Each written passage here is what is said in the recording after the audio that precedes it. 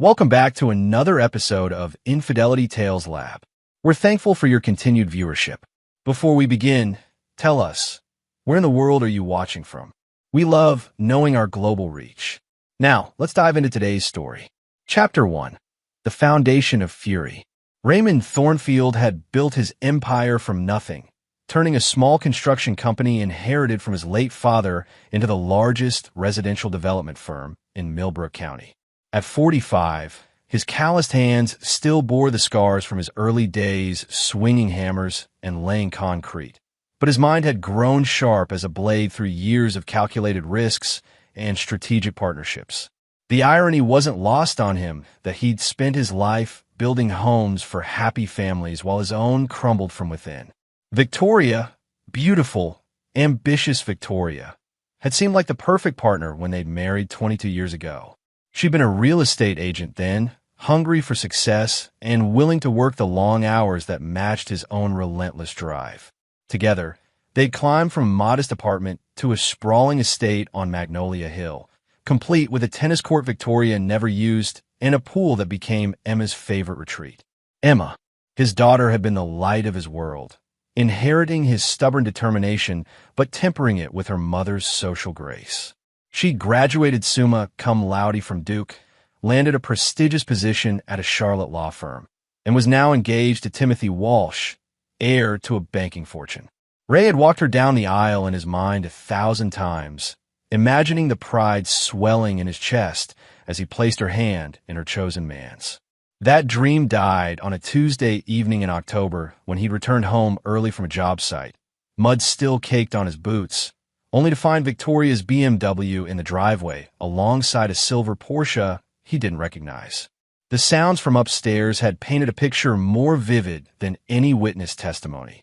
Ray had stood in his own foyer, listening to his wife's breathless moans mixing with a man's deeper groans, and felt something fundamental shift inside his chest.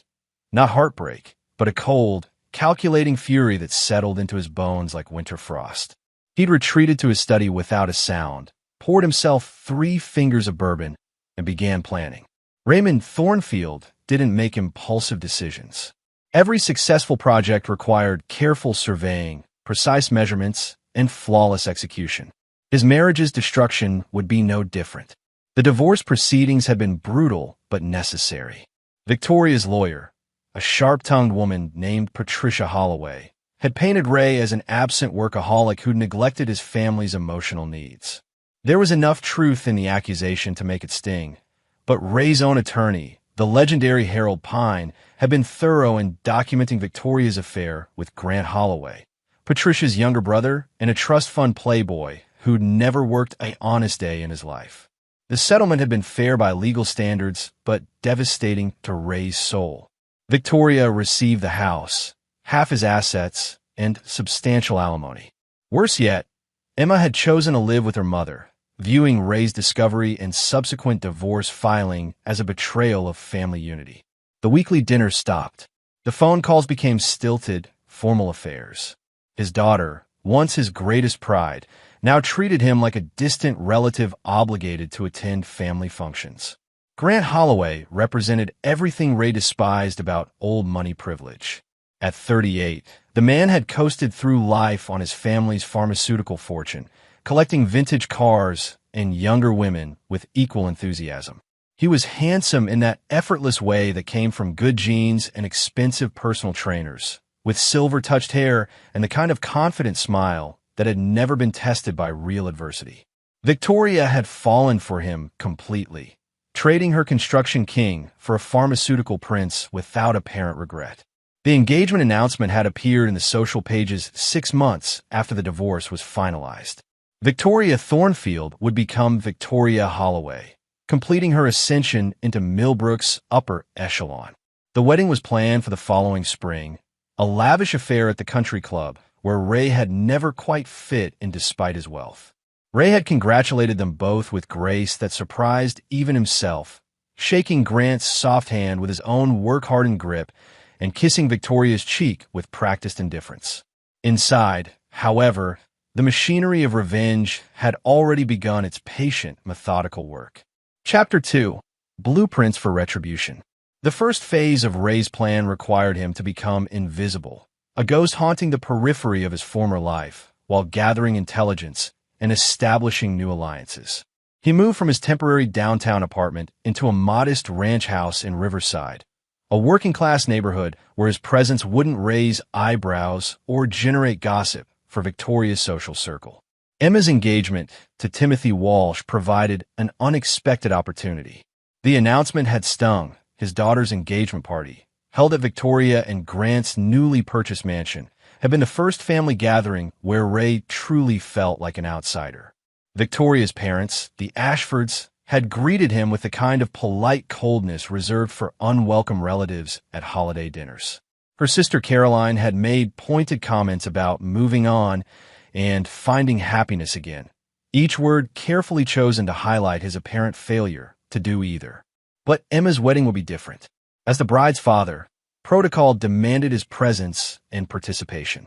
More importantly, the guest list would include everyone who mattered in Millbrook's social hierarchy, the very people who'd watched his public humiliation with voyeuristic fascination. It would be the perfect stage for the final act of his carefully orchestrated revenge.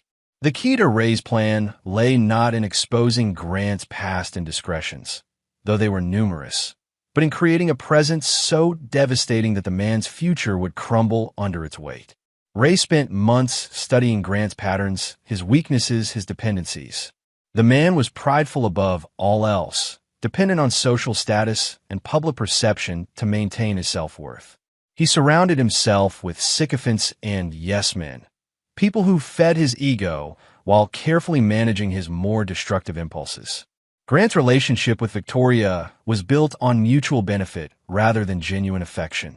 She provided him with a sophisticated, accomplished woman to display at social functions, while he offered her the elevated status she'd always craved. It was a transaction disguised as romance, and like all transactions, it could be disrupted by changing the underlying economics.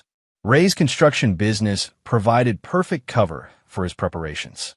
His crews worked throughout Millbrook County, giving him legitimate reasons to be anywhere he needed to gather information or position resources. His foremen were loyal men who'd worked for him for years, understanding without words that their boss was engaged in some kind of campaign that required discretion and absolute loyalty. The second phase involved establishing connections that would prove crucial when the time came to strike. Ray began attending county planning meetings, charity auctions, and business dinners he'd previously avoided. He cultivated relationships with people who'd previously been mere acquaintances. The police chief who'd grown up in Ray's old neighborhood, the county clerk whose husband worked for one of Ray's subcontractors, the federal prosecutor who'd played poker with Ray's late father decades ago. These weren't favors called in so much as debts acknowledged. Ray had built half the affordable housing in the county, employed hundreds of local workers, and donated quietly to dozens of community causes over the years. When he began having casual conversations about theoretical situations, what would happen if certain financial irregularities were discovered, how long federal investigations typically took, what kind of evidence prosecutors found most compelling, people were willing to provide information. The most crucial element of Ray's plan required him to swallow his pride and appear weak. He began declining social invitations, citing work pressures and health concerns. When he did appear in public, he looked tired, defeated, older than his years. He let his hair grow slightly too long and wore suits that needed pressing. The transformation was subtle, but noticeable to people who'd known him for years. Victoria's friends began describing him as pathetic and broken at dinner parties. Grant openly pitted him at the country club, making jokes about poor Ray and his inability to move on. Even Emma, during their increasingly rare phone conversations, expressed concern about his apparent decline. The performance was perfect because it contained enough truth to be believable. Ray was genuinely exhausted by the emotional toll of his planned revenge, and the loneliness was real even if its apparent cause was manufactured. By winter, Ray had become exactly what everyone expected him to be, a middle-aged man crushed by divorce and abandonment, going through the motions of life without real purpose or joy. It was a masterful bit of theater that would make his eventual resurrection all the more shocking. Chapter 3. The Architect's Final Gambit. Spring arrived early in Millbrook County, bringing with it the social season and Emma's wedding preparations. Ray maintained his facade of resigned acceptance, while secretly accelerating the final phases of his plan. The wedding would take place at the Millbrook Country Club on the first Saturday in May, with over 300 guests expected to witness what society pages were already calling the event of the season. Ray's invitation had been delivered with careful formality. Emma had insisted he be included, though Victoria had clearly argued against it. The compromise was typically elegant. He would attend the ceremony and reception, but would not be part of the wedding party, and his role would be minimized throughout the festivities. He was to be a guest at his own daughter's wedding, watching from the sidelines while Grant's father walked Emma down the aisle in a symbolic merging of two established families. The slight was intentional and deeply personal, designed to underscore his diminished status in his daughter's life. Ray accepted it with the same gracious defeat he displayed for months, even sending a gracious note thanking Emma for including him despite the complicated family dynamics. The response had been perfect, wounded but understanding, proud but not bitter. Victoria had shown the note to several friends, using it as evidence of Ray's final acceptance of his reduced circumstances. What Victoria didn't know was that Ray had spent the winter months establishing a relationship that would fundamentally alter the evening's dynamics. Cassandra Montgomery had built her fortune in sustainable energy, transitioning from a successful environmental law practice to become one of the Southeast's most influential renewable power brokers. At 42, she was brilliant, beautiful, and utterly unimpressed by traditional social hierarchies. More importantly for Ray's purposes, she had her own reasons for wanting to see Grant Holloway brought low. Their meeting had been carefully orchestrated, but appeared entirely coincidental. Ray had accidentally encountered her at a renewable energy conference in Atlanta, where his construction company was exploring partnerships for eco-friendly residential developments. Their conversation had been professional initially, focusing on solar integration and geothermal systems, but had gradually expanded to include personal topics as their business relationship developed. Cass had been married to a pharmaceutical executive early in her career, a relationship that ended badly when she discovered her husband's involvement in a price-fixing scheme that had cost diabetic patients millions in unnecessary expenses. Her divorce had been followed by a relentless campaign to expose corruption in the pharmaceutical industry, making her numerous enemies among the old money families who'd profited from medical patents and government contracts. Grant's family had been peripheral targets in her investigations, but the connection was enough to create common ground between her and Ray. More importantly, Cass possessed the kind of commanding presence and social status that could shift power dynamics with her mere presence. When she walked into a room, conversation stopped and attention focused. She was exactly what Ray needed for his plan's dramatic climax. Their relationship had developed naturally over months of business meetings and carefully casual dinners. Ray had been honest about his divorce and his strained relationship with Emma, though he'd carefully omitted the depths of his planned revenge. Cass had shared her own struggles with family expectations and social pressures, creating genuine intimacy that surprised them both. By April, they were spending most weekends together, though Ray had been careful to keep their relationship private. Cass understood his desire for discretion, attributing it to his recent divorce and concerns about Emma's reaction. What she didn't fully grasp was that secrecy was essential to the psychological impact Ray intended to create at the wedding. The final piece of Ray's revenge required precise timing and flawless execution. He'd spent months identifying Grant's most vulnerable pressure points, mapping out dependencies and relationships that could be leveraged for maximum effect. The man's pride was his greatest weakness, but it was protected by layers of family money and social connections that made direct assault difficult. Instead, Ray had chosen a more sophisticated approach. Using his construction company's connections and Cass's renewable energy contacts, he'd quietly acquired controlling interests in several small companies that provided essential services to Grant's lifestyle.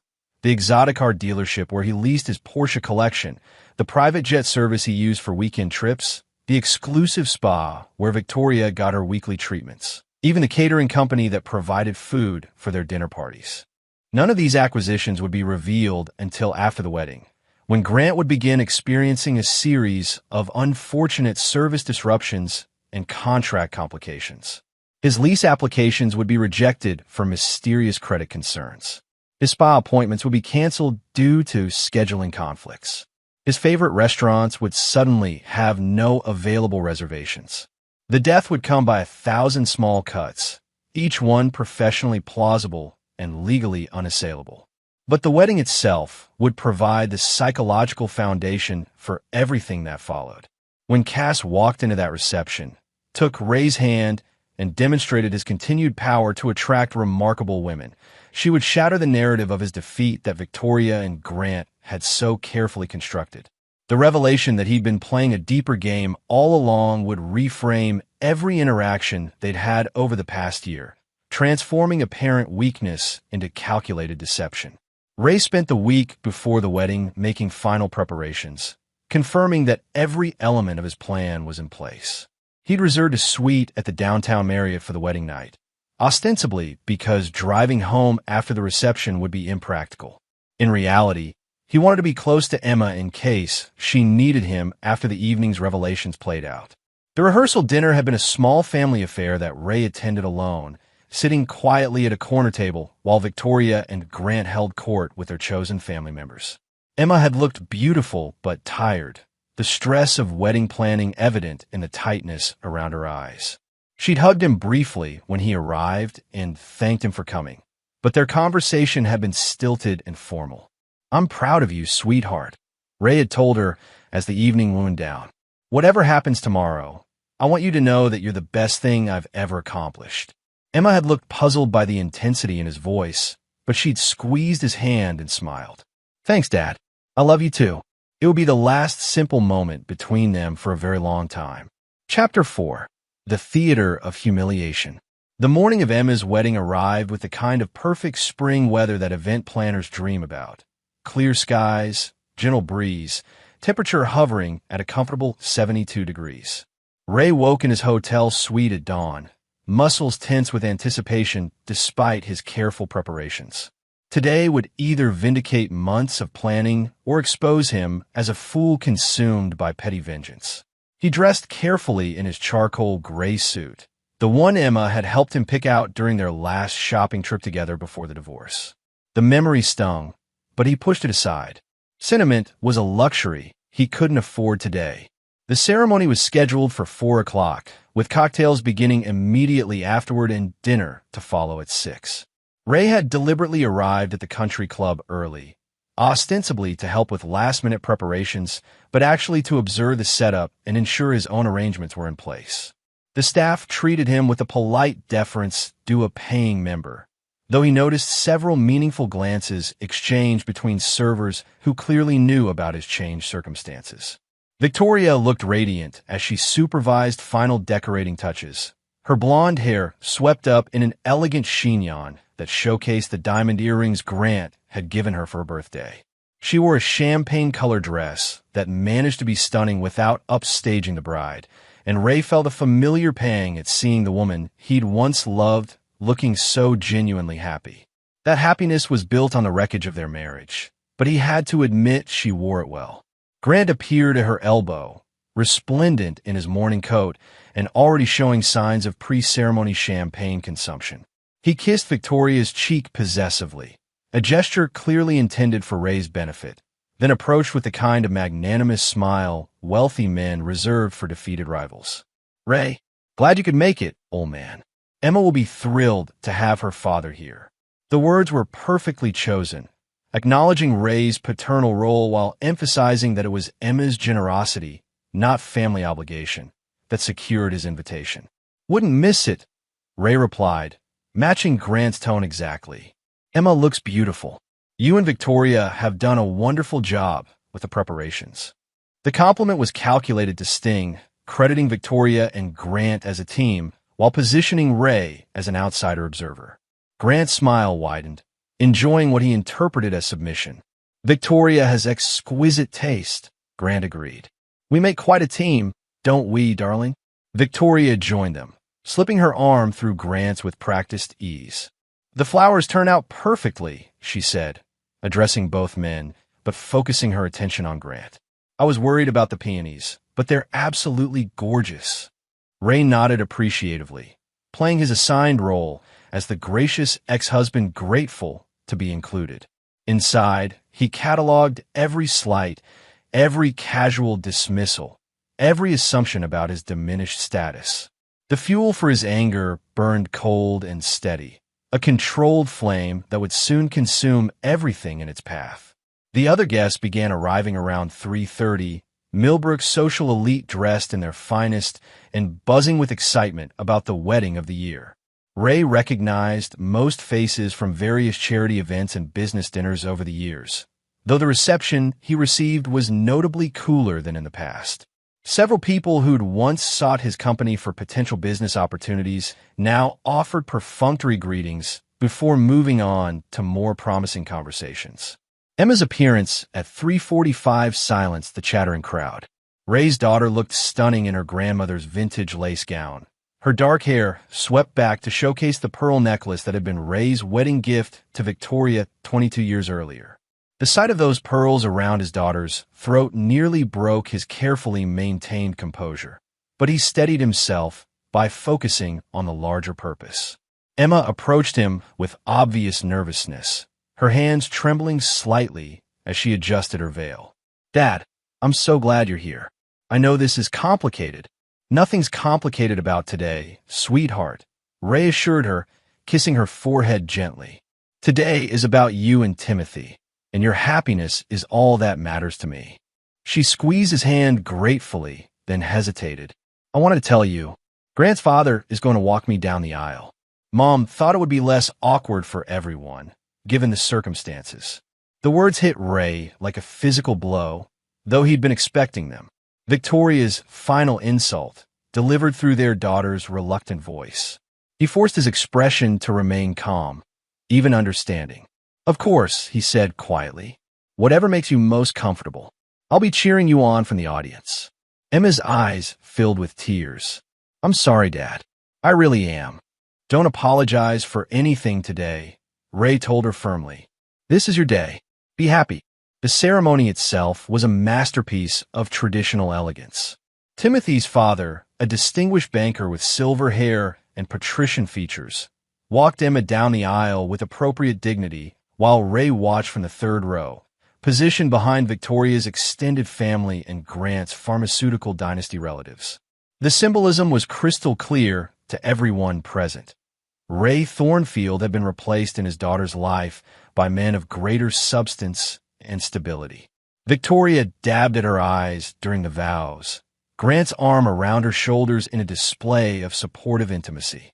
Several guests glanced back at Ray, some with pity, others with the kind of morbid curiosity reserved for public humiliation. He accepted their attention with apparent grace, playing the role of the dignified loser who'd learned to accept his reduced circumstances. The cocktail hour began immediately after the ceremony, with guests mingling on the club's terrace overlooking the 18th green. Ray found himself gravitating toward a corner table, nursing a whiskey and declining invitations to join various conversations. His isolation was both genuine and strategic. He needed to appear wounded but not bitter, defeated but not dangerous. That's when Victoria's sister Caroline approached with her husband Richard, both of them slightly drunk and emboldened by the day's festivities. Caroline had never liked Ray, viewing him as beneath her sister's social aspirations, and the divorce had given her permission to express opinions she'd previously kept private. "Ray, darling," she said with false sweetness, "you look lonely over here all by yourself. Didn't you bring a date?" The question was loud enough to attract attention from nearby guests, exactly as Caroline intended. Richard smirked beside his wife, clearly enjoying the sport of baiting a man who couldn't fight back without ruining his daughter's wedding. "I'm fine, Caroline," Ray replied evenly. "Just enjoying the view." "Oh, but surely you could have found someone to accompany you," Caroline pressed. "I mean, you're still reasonably attractive for a man your age, and that construction money must count for something." The insult was delivered with a bright smile that made it even more cutting. Several guests had stopped their own conversations to listen, sensing drama in the making. Ray felt the familiar cold fury rising in his chest, but he maintained his composure. "I prefer my own company these days," he said calmly. "Simply that way." Caroline laughed, a sound like breaking crystal. "Oh, honey, you don't have to pretend with us. We all know this must be difficult, seeing Victoria so happy with Grant. They make such a perfect couple, don't they?" The words hung in the air like a challenge. Ray could feel the weight of watching eyes, the anticipation of his response. This was the moment Victoria's family had been building toward all evening. The final humiliation of Raymond Thornfield, delivered in front of everyone who mattered in their social circle. Ray smiled, an expression that didn't reach his eyes. "Victoria deserves to be happy," he said quietly. "We all do."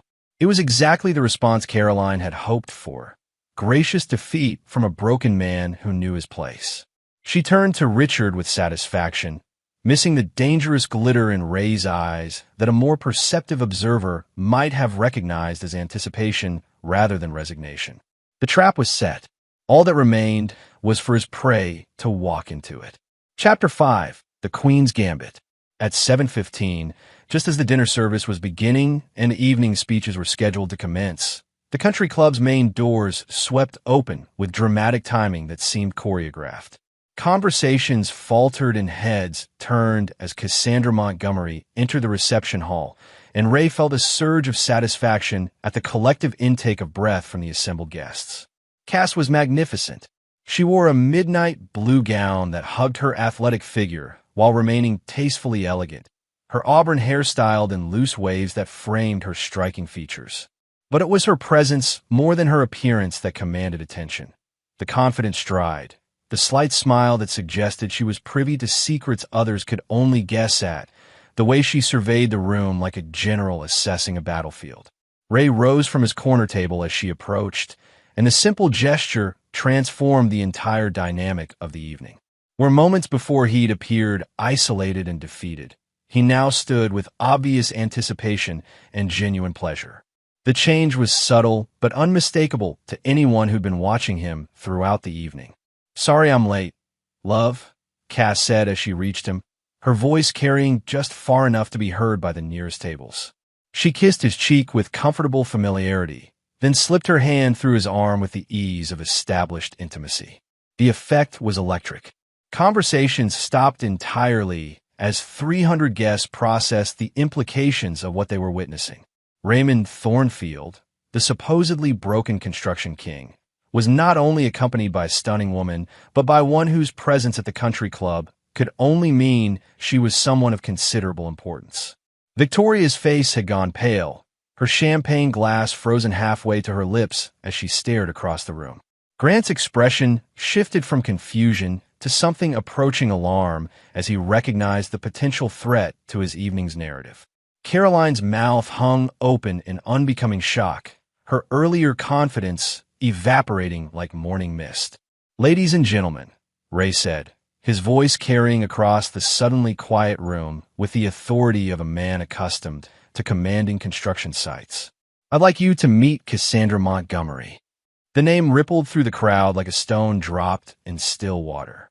Cassandra Montgomery, the renewable energy mogul, the woman whose company had just signed a $2 billion contract with the state, the billionaire who'd appeared on the cover of Forbes 6 months earlier as one of the Southeast's most influential business leaders. Her presence at Emma's wedding wasn't just unexpected, it was earth-shaking. Cass smiled graciously at the assembled guests, completely at ease with being the center of attention. "Thank you all for letting me crash the party," she said with charming self-deprecation.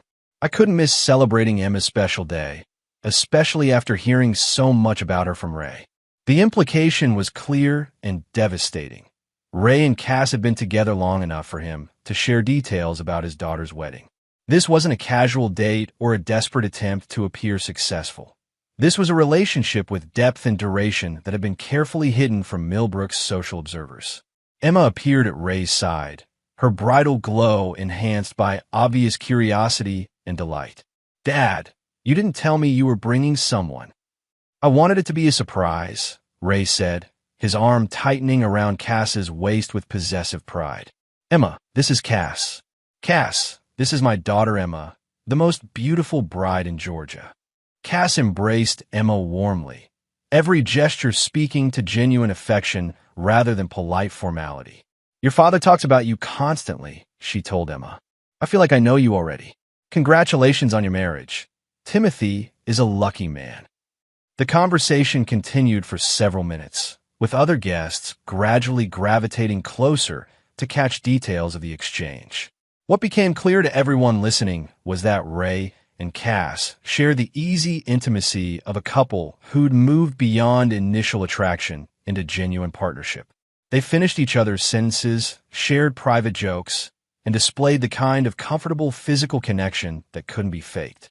Victoria finally approached, Grant trailing behind her with obvious reluctance. Up close, the contrast between the two women was even more striking. Victoria's manufactured elegance versus Cass's natural confidence. Practiced social grace versus authentic warmth. "I don't believe we've met," Victoria said to Cass, her voice carefully controlled. "I'm Victoria, Emma's mother." "Of course," Cass replied warmly. "Ray's told me so much about you. You've done a beautiful job with the wedding preparations." The compliment was perfectly pitched, acknowledging Victoria's role while subtly emphasizing that Ray had been discussing his ex-wife with his new partner. Victoria's smile grew strained as she processed the implications. Grant stepped forward with forced bonhomie. "Grant Holloway," he said, extending his hand. "Any friend of Ray's is welcome here." Cass shook his hand briefly, her expression cooling slightly. "Mr. Holloway, your family's pharmaceutical company, Holloway Therapeutics, isn't it?" Grant nodded, clearly pleased to be recognized. "That's right. Been in the family for 3 generations now." "Interesting," Cass said neutrally. "I followed some of your industry's regulatory challenges recently. Fascinating business model." The comment was delivered with such apparent innocence that Grant completely missed its cutting edge. Victoria, however, was sharper.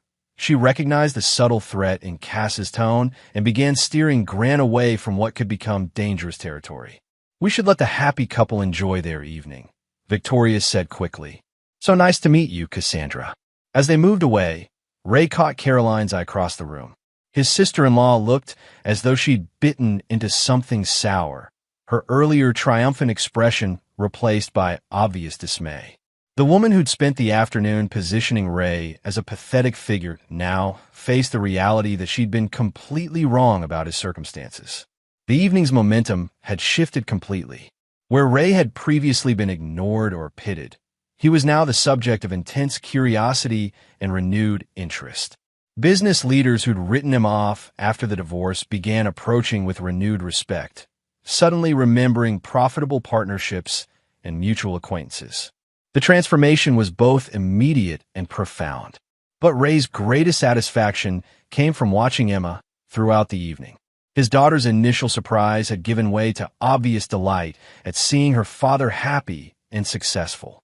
She made a point of introducing Cass to her friends, beaming with pride as she described her father's wonderful girlfriend to anyone who would listen.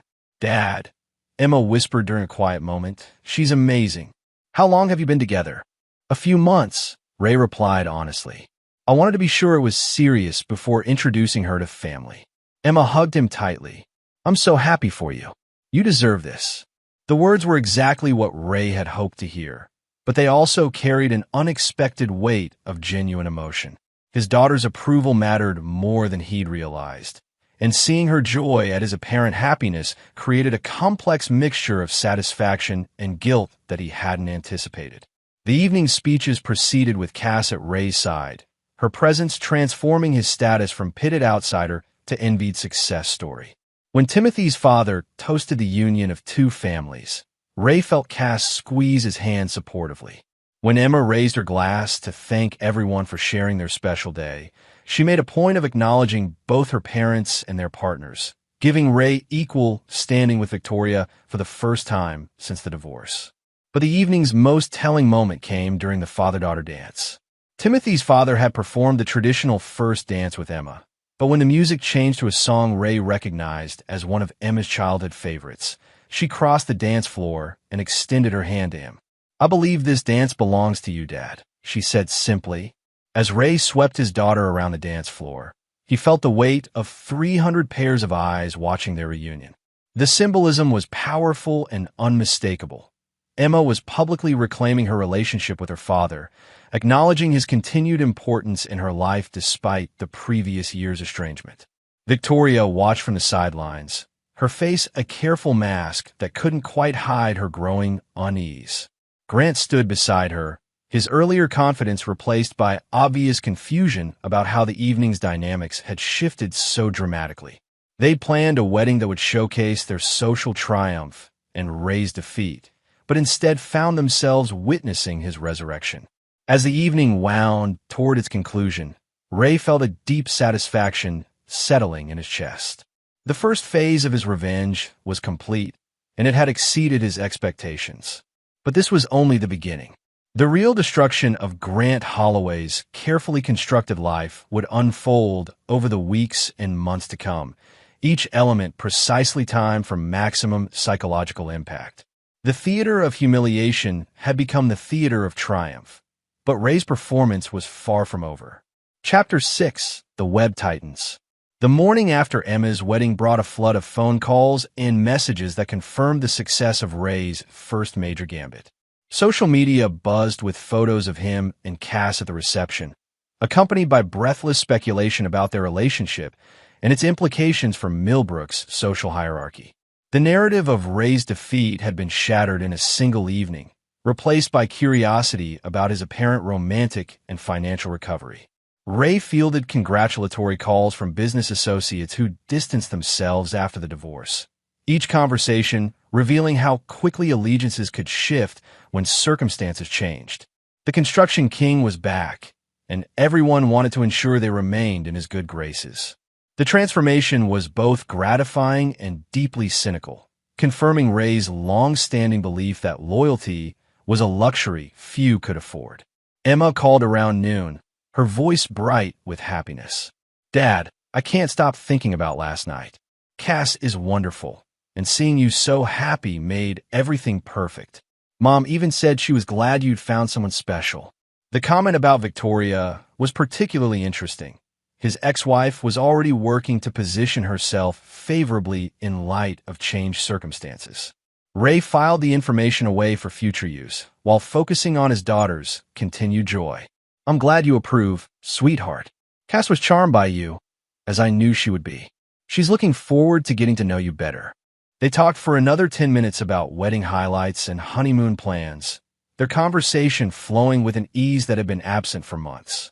Emma's obvious relief at seeing her father successful and supported tugged at Ray's conscience, but he pushed the feeling aside. His daughter's happiness was important, but it couldn't be allowed to interfere with a larger campaign for justice. Cass arrived at his house that afternoon, having spent the morning fielding her own calls from curious business contacts who'd learned about her relationship with Ray. She seemed amused by the attention rather than bothered, settling into his kitchen with the comfortable familiarity of someone who belonged there. "Your ex-wife's family looked like they'd swallowed broken glass," she observed with satisfaction. "Particularly that sister of hers, Caroline. I thought she might actually faint when you introduced me." Ray poured coffee for both of them, enjoying the memory of Caroline's stricken expression. Caroline's always enjoyed being the bearer of bad news about other people's lives. Last night was probably the first time she's been wrong about anything since high school. They spent the afternoon reviewing the evening's success while discussing the next phases of Ray's plan. Cass had agreed to participate in his revenge scheme after learning about Grant's family connections to pharmaceutical price-fixing scandals that had personally affected her own relatives. Her support was both strategic and emotional, making her a perfect partner for the campaign ahead. "The service disruptions begin tomorrow," Ray told her. "Grant's going to discover that several companies he depends on are suddenly experiencing policy changes that affect his accounts. Nothing dramatic initially, just inconveniences that will begin accumulating." Cass nodded approvingly. "The car dealership first? His Porsche lease is up for renewal next week. They'll discover some irregularities in his credit history that require additional review. Could take months to resolve, unfortunately." The smile that crossed Cass's face was genuinely wicked. I almost feel sorry for him. Almost. Over the following days, Ray's plan began unfolding with clockwork precision. Grant's first indication that something had changed came Tuesday morning when his lease renewal application was rejected pending enhanced financial verification procedures.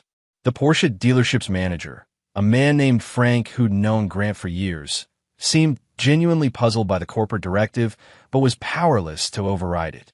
Grant's second shock came Thursday when his private jet service canceled his weekend trip to Martha's Vineyard, citing aircraft maintenance requirements that would ground his usual plane indefinitely. Alternative aircraft were available, of course, but at rates nearly triple his usual charges. The increase was presented as temporary market adjustments, but no timeline was provided for when normal pricing might resume. By the following week, Grant's favorite restaurant had no availability for his customary Friday night table. His spa had canceled Victoria's standing appointments due to scheduling conflicts with renovations that seemed to have no firm completion date.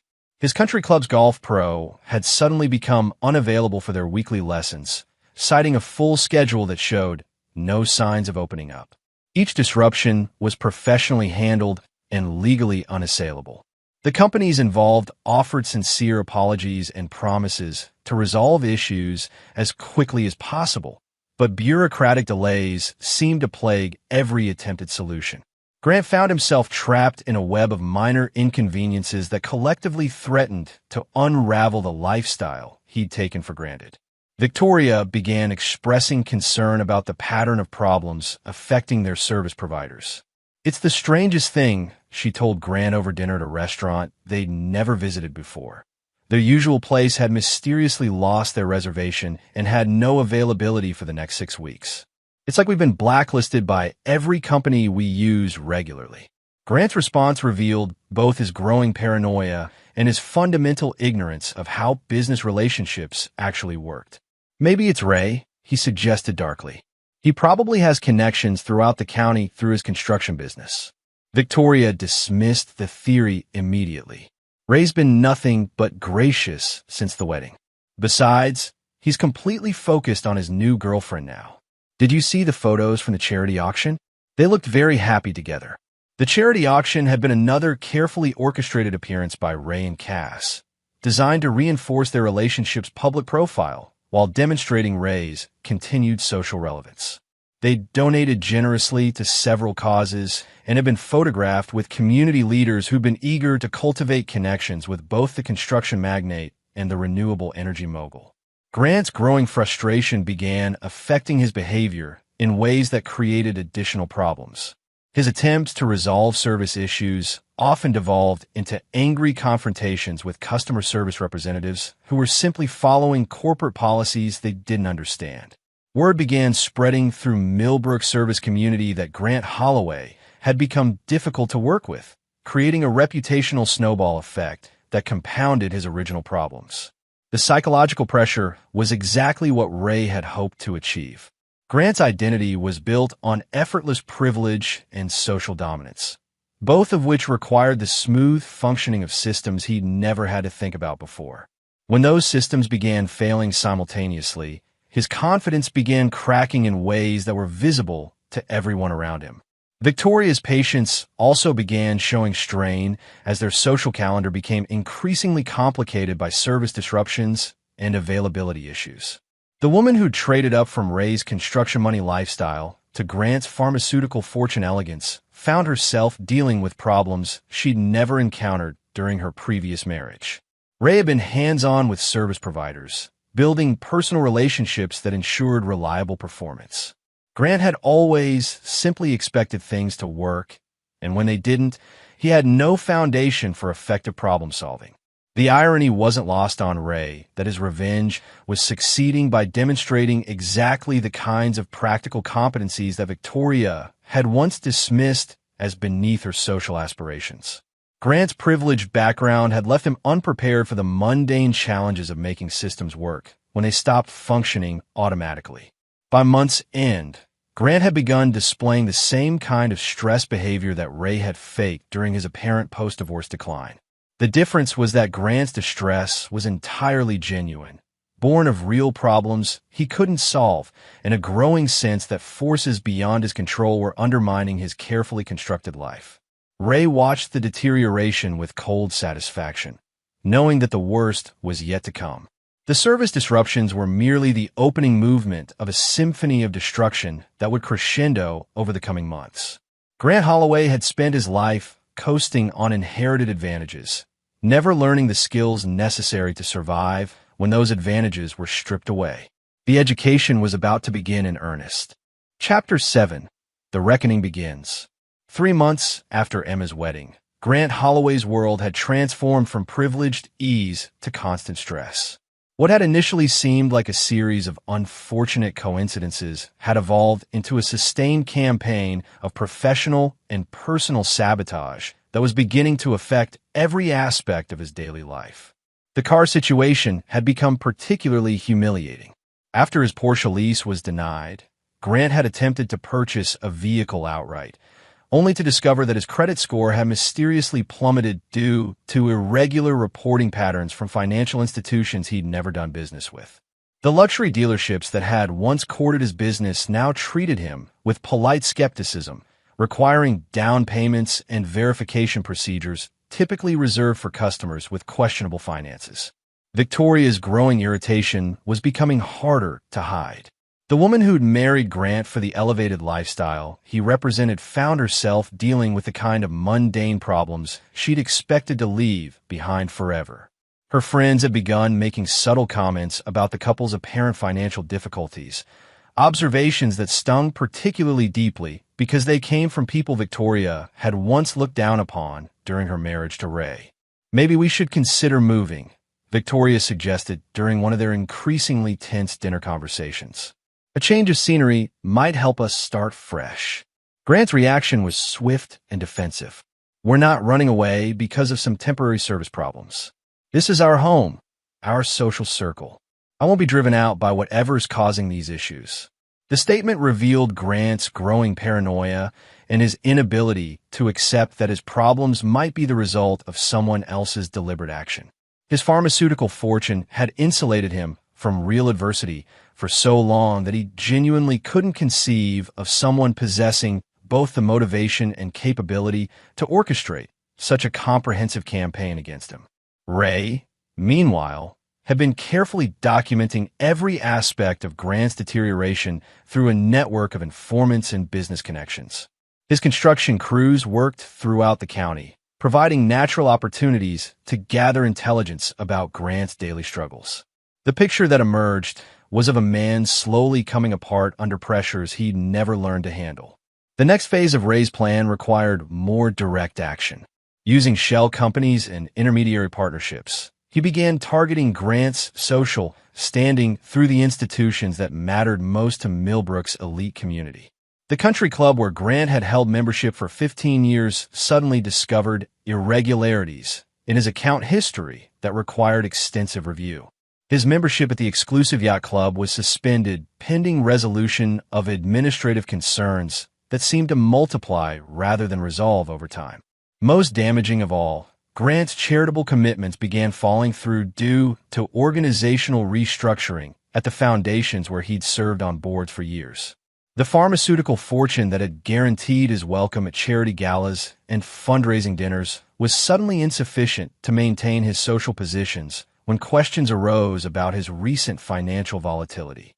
Victoria's response to their social exile was to blame Grant's handling of their problems rather than the problems themselves. "You're being too aggressive with these people," she told him after his latest confrontation with a country club administrator. "Whatever's happening, we need to handle it diplomatically, not like some kind of war." Grant's explosion was predictable and revealing. "This is a war.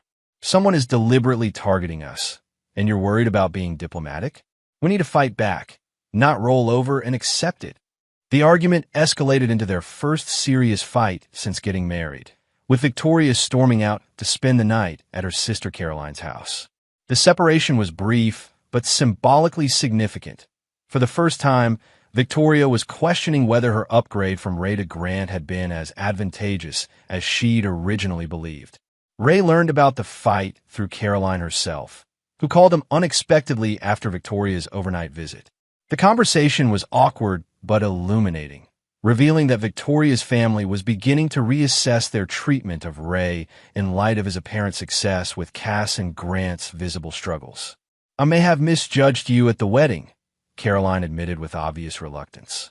"Victoria says you've been nothing but supportive about Emma, and clearly you've landed on your feet with your new relationship." Ray accepted the apology graciously while internally cataloging its implications.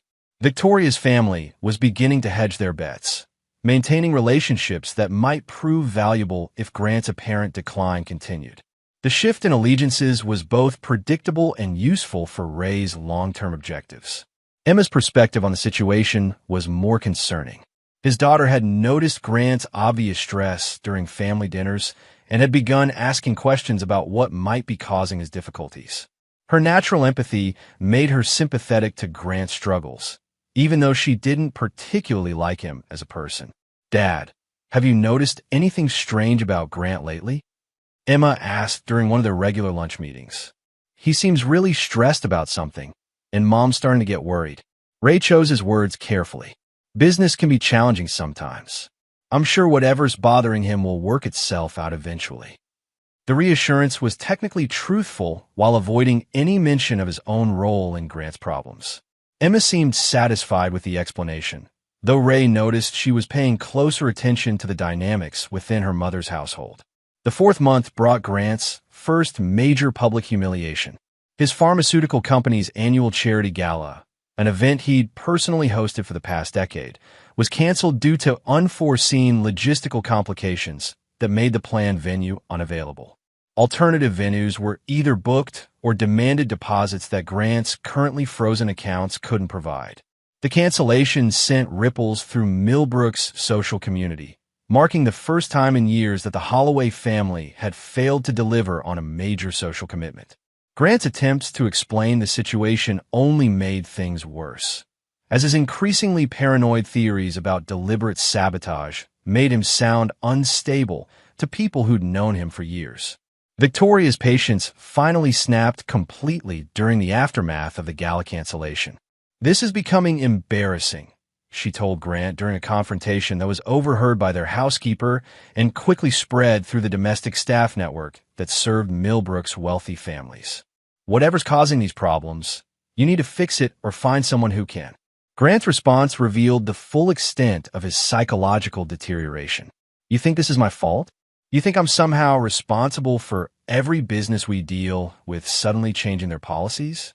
Someone is doing this to us, and until you accept that reality, we can't fight back effectively." The accusation that Victoria was somehow complicit in their problems marked a new low in their relationship. For the first time since their marriage, Victoria began openly questioning whether Grant possessed the competence and stability she'd expected when she'd chosen him over Ray. Ray observed these developments with deep satisfaction, knowing that the psychological foundation of Grant's life was beginning to crumble exactly as planned. The man who'd stolen his wife was discovering that privilege without substance was a house built on sand, vulnerable to any sustained pressure applied with intelligence and determination. But Ray's greatest satisfaction came from an unexpected source: Emma's growing respect for his apparent resilience and success. His daughter had begun seeking his advice on various matters, treating him as a source of wisdom rather than the defeated figure she'd pitted after the divorce.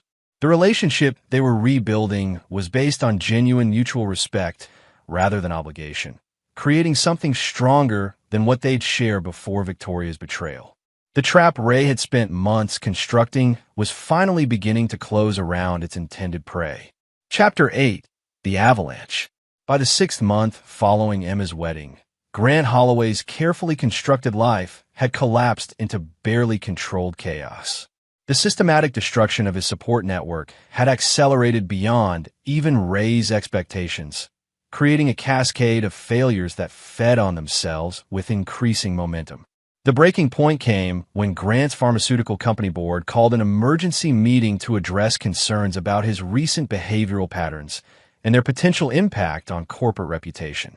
His increasingly erratic responses to business challenges, combined with his paranoid accusations about coordinated sabotage, had begun affecting relationships with key partners and regulatory agencies. Grant's presentation to the board was a disaster that cemented his reputation for instability. Instead of addressing specific business concerns, he launched into a rambling conspiracy theory about business rivals and personal enemies who were supposedly coordinating attacks on his lifestyle and social standing. The pharmaceutical executives listened with growing alarm as their colleague described elaborate plots involving credit agencies, service providers, and social institutions.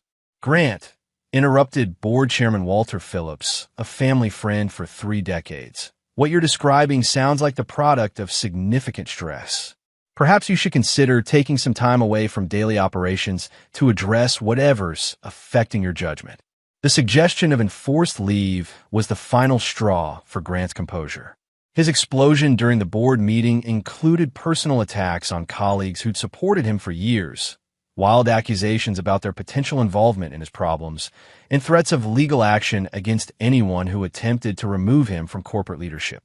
The meeting ended with Grant's immediate suspension from all company duties, pending a comprehensive review of his fitness for executive responsibilities. The pharmaceutical fortune that had defined his identity and supported his lifestyle was suddenly beyond his reach, frozen by board action until psychological evaluation could be completed. Victoria learned about Grant's corporate suspension through Caroline, who'd heard the news through her husband Richard's business connections. The revelation that Grant's problems extended beyond inconvenient service disruptions into serious questions about his mental stability forced Victoria to confront realities she'd been trying to ignore for months. "This can't continue," Victoria told Grant during the confrontation that followed his return from the disastrous board meeting. "Whatever's happening to you, whatever's causing these problems, we need professional help to address it." Grant's response was entirely predictable and deeply revealing. Rather than acknowledging his deteriorating situation, he doubled down on conspiracy theories while adding Victoria herself to his list of potential enemies. "Maybe you're part of it," he said with genuine suspicion. "Maybe you've been in contact with Ray, coordinating this whole campaign. You certainly seem eager to distance yourself from me whenever problems arise." The accusation that Victoria was secretly collaborating with her ex-husband to destroy her current marriage crossed a line that couldn't be uncrossed. For the first time since their relationship began, Victoria saw Grant not as a sophisticated partner, but as a paranoid man whose grip on reality was becoming dangerously tenuous. "I'm going to stay with Caroline for a few days," Victoria announced with cold finality. "When you're ready to discuss this situation rationally, without wild theories and personal attacks, we can talk about next steps." Victoria's departure marked the beginning of Grant's complete social isolation. His pharmaceutical company colleagues avoided him following the board meeting debacle. His country club membership had been permanently revoked due to conduct incompatible with club standards. His few remaining friends found his increasingly erratic behavior exhausting and embarrassing. Ray monitored these developments through his network of informants while maintaining careful distance from any direct involvement. Grant's psychological collapse was proceeding exactly as planned, but Ray needed to ensure that no evidence could connect him to the systematic campaign that had triggered it. Emma's reaction to Grant's visible deterioration was complex and troubling. Her natural compassion made her sympathetic to anyone experiencing obvious distress, even someone she'd never particularly liked. During a lunch with Ray, she expressed concern about her mother's situation and asked whether Ray thought she should offer support. "That's between you and your mother, sweetheart," Ray replied carefully. Family relationships are complicated, especially when they involve someone who's clearly struggling with serious problems. Emma studied her father's face with the sharp intelligence she'd inherited from both parents. "You don't seem very surprised by what's happening to Grant. Most people are shocked by how quickly things have fallen apart for him." The observation was perceptive and potentially dangerous. Ray had been careful to express appropriate concern about Grant's difficulties without showing excessive interest in their details. Emma's question suggested she might be beginning to suspect connections that could compromise Ray's careful planning. I've seen what stress can do to successful people, Ray said truthfully. Sometimes when everything in someone's life depends on systems working perfectly, any disruption can create cascading problems that become overwhelming. The explanation satisfied Emma's immediate curiosity while reinforcing Ray's image as someone with hard-won wisdom about business pressures. She seemed reassured by his apparent insight, rather than suspicious of his knowledge. Grant's final public humiliation came during Millbrook's annual charity auction, an event he'd co-chaired for the past 5 years. His absence from the planning committee had been awkward, but manageable. But his unexpected appearance at the auction itself created a scene that became legendary in local social circles. Grant arrived at the event obviously intoxicated and immediately began confronting other attendees about their potential involvement in his persecution. He accused the auction organizers of deliberately excluding him from leadership roles, demanded explanations from business rivals about their coordinated campaign against him, and generally created such a disturbance that security was called to escort him from the premises. The spectacle was witnessed by 300 of Millbrook's most influential residents, including many who'd known Grant for decades. His transformation from sophisticated pharmaceutical executive to paranoid conspiracy theorist was complete and irreversible, marking his permanent exile from the social circles that had once defined his identity. Victoria filed for divorce the following Monday, citing irreconcilable differences and requesting immediate separation of assets. Her petition included detailed documentation of Grant's recent behavior, creating a legal record that would make any reconciliation impossible even if his mental state improved. Ray learned about the divorce filing through Harold Pine, his own attorney, who'd been contacted by Victoria's lawyer about potential complications involving shared social connections. The conversation was brief and professional, but Ray detected satisfaction in Harold's voice as he reported Grant's complete downfall. Couldn't have happened to a more deserving person, Harold observed with uncharacteristic emotion. Some people need to learn that actions have consequences, even if those consequences take time to develop. Ray's response was carefully neutral, expressing appropriate concern for Emma's welfare while avoiding any comment that might suggest personal involvement in Grant's destruction. But inside, he felt the deep satisfaction of a master craftsman whose complex project had achieved perfect execution. Grant Holloway had been systematically stripped of everything that mattered to him: his business reputation, his social standing, his marriage, and ultimately his sanity.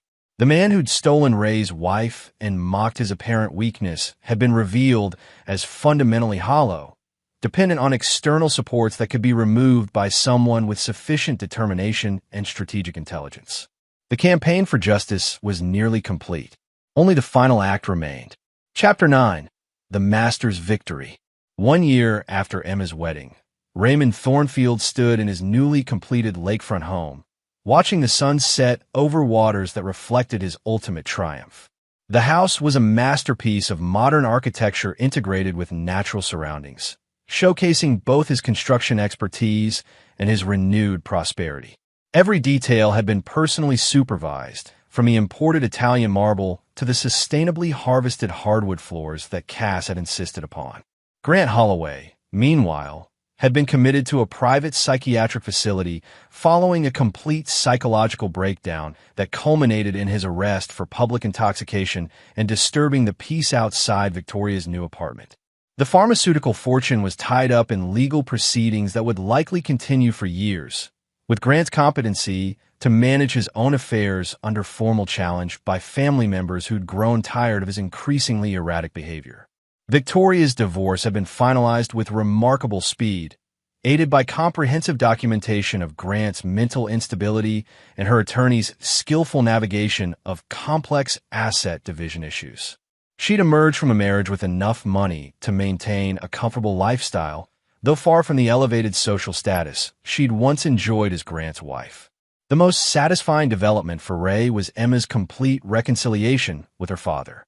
His daughter had gradually come to understand that Ray's apparent weakness following the divorce had been a carefully managed transition rather than genuine defeat. She'd begun asking probing questions about his business strategies and personal philosophy, developing genuine respect for his resilience and strategic thinking. "You never gave up, did you, Dad?" Emma asked during one of their weekly dinners at Ray's new house. "Even when everyone thought you were finished, you were planning something."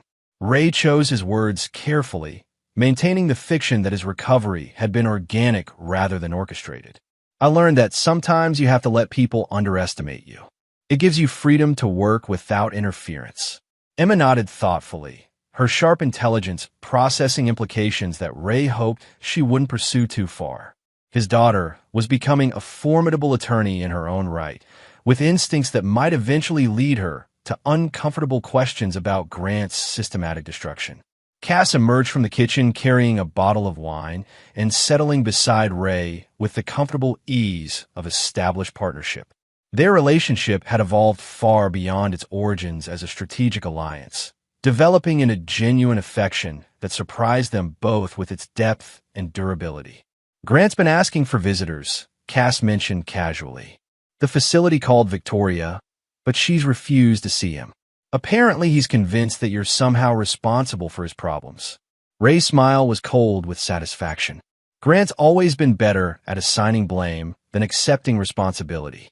Mental illness is a terrible thing, but it doesn't excuse the choices he made before his breakdown. The observation was technically accurate, while avoiding any acknowledgement of Ray's actual role in Grant's downfall.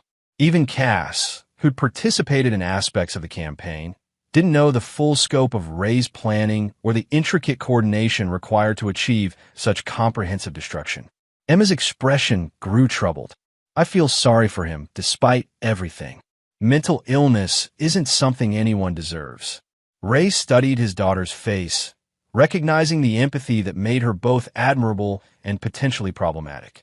Emma's compassion was genuine and deep, qualities that would serve her well as an attorney, but might complicate her acceptance of the harsher realities of justice and revenge. "Grant made his choices when he was perfectly sane," Ray said quietly. "He chose to pursue a married woman, break up a family, and mock the man whose life he'd helped destroy. His current problems don't erase those decisions or their consequences." The words carried more weight than Emma realized, serving as both explanation and warning. Ray's code was simple and unforgiving. Betrayal had consequences that couldn't be avoided through subsequent misfortune or appeals to mercy. Grant had learned that lesson too late to benefit from the knowledge. Victoria's situation was more complex and ultimately more satisfying for Ray's purposes. She'd lost Grant's pharmaceutical fortune, but gained hard-won wisdom about the difference between genuine strength and inherited privilege. Her social status had plummeted from pharmaceutical royalty to comfortable middle class, forcing her to rebuild relationships based on mutual respect rather than financial advantage. Most importantly, Victoria had begun treating Ray with the genuine courtesy she'd once reserved for people she considered social equals. Their interactions during Emma's visits were cordial and respectful, marking a dramatic shift from the dismissive contempt she'd shown during their marriage's final years. "I misjudged you," Victoria admitted during a chance encounter at Emma's law firm. "I thought Grant represented security and sophistication, but you were the one with real substance. I'm sorry for how things ended between us." Ray accepted the apology graciously while internally noting its strategic timing. Victoria's newfound respect was based on his apparent success with Cass and Grant's obvious failure as a husband and provider. Her regret was genuine but conditional, dependent on circumstances that reinforced Ray's superiority to her failed second marriage. "We both made mistakes," Ray replied diplomatically. "What matters now is Emma's happiness and maintaining family relationships that work for everyone." The conversation was brief and professionally pleasant, but it marked Victoria's final acknowledgement that she'd chosen poorly when she'd traded Ray's solid competence for Grant's inherited advantages. The admission was more satisfying than any direct revenge could have been. Emma's wedding anniversary celebration provided the perfect occasion for Ray to display his complete triumph. He and Cass hosted a dinner party at their lakefront home, inviting Emma and Timothy along with carefully selected friends who represented Ray's renewed social influence. The guest list included business leaders, political figures, and cultural influencers who'd previously been beyond Ray's reach. Victoria attended as Emma's mother, her presence a testament to the new family dynamics that had emerged from the previous year's upheavals. She was gracious and appropriately appreciative of Ray's hospitality, playing her assigned role in the evening's careful choreography. The dinner conversation naturally turned to recent business developments and social changes within Millbrook's community. Grant's name came up briefly in connection with his pharmaceutical company's ongoing reorganization, but the discussion was clinical rather than personal, treating his downfall as an unfortunate but predictable consequence of personal instability. Some people aren't built for sustained pressure, observed Harold Pine, Ray's attorney, who become a regular guest at such gatherings. Success requires resilience that not everyone possesses, regardless of their background or advantages. The comments sparked a broader discussion about the relationship between inherited privilege and earned achievement, with Ray contributing observations based on his construction industry experience.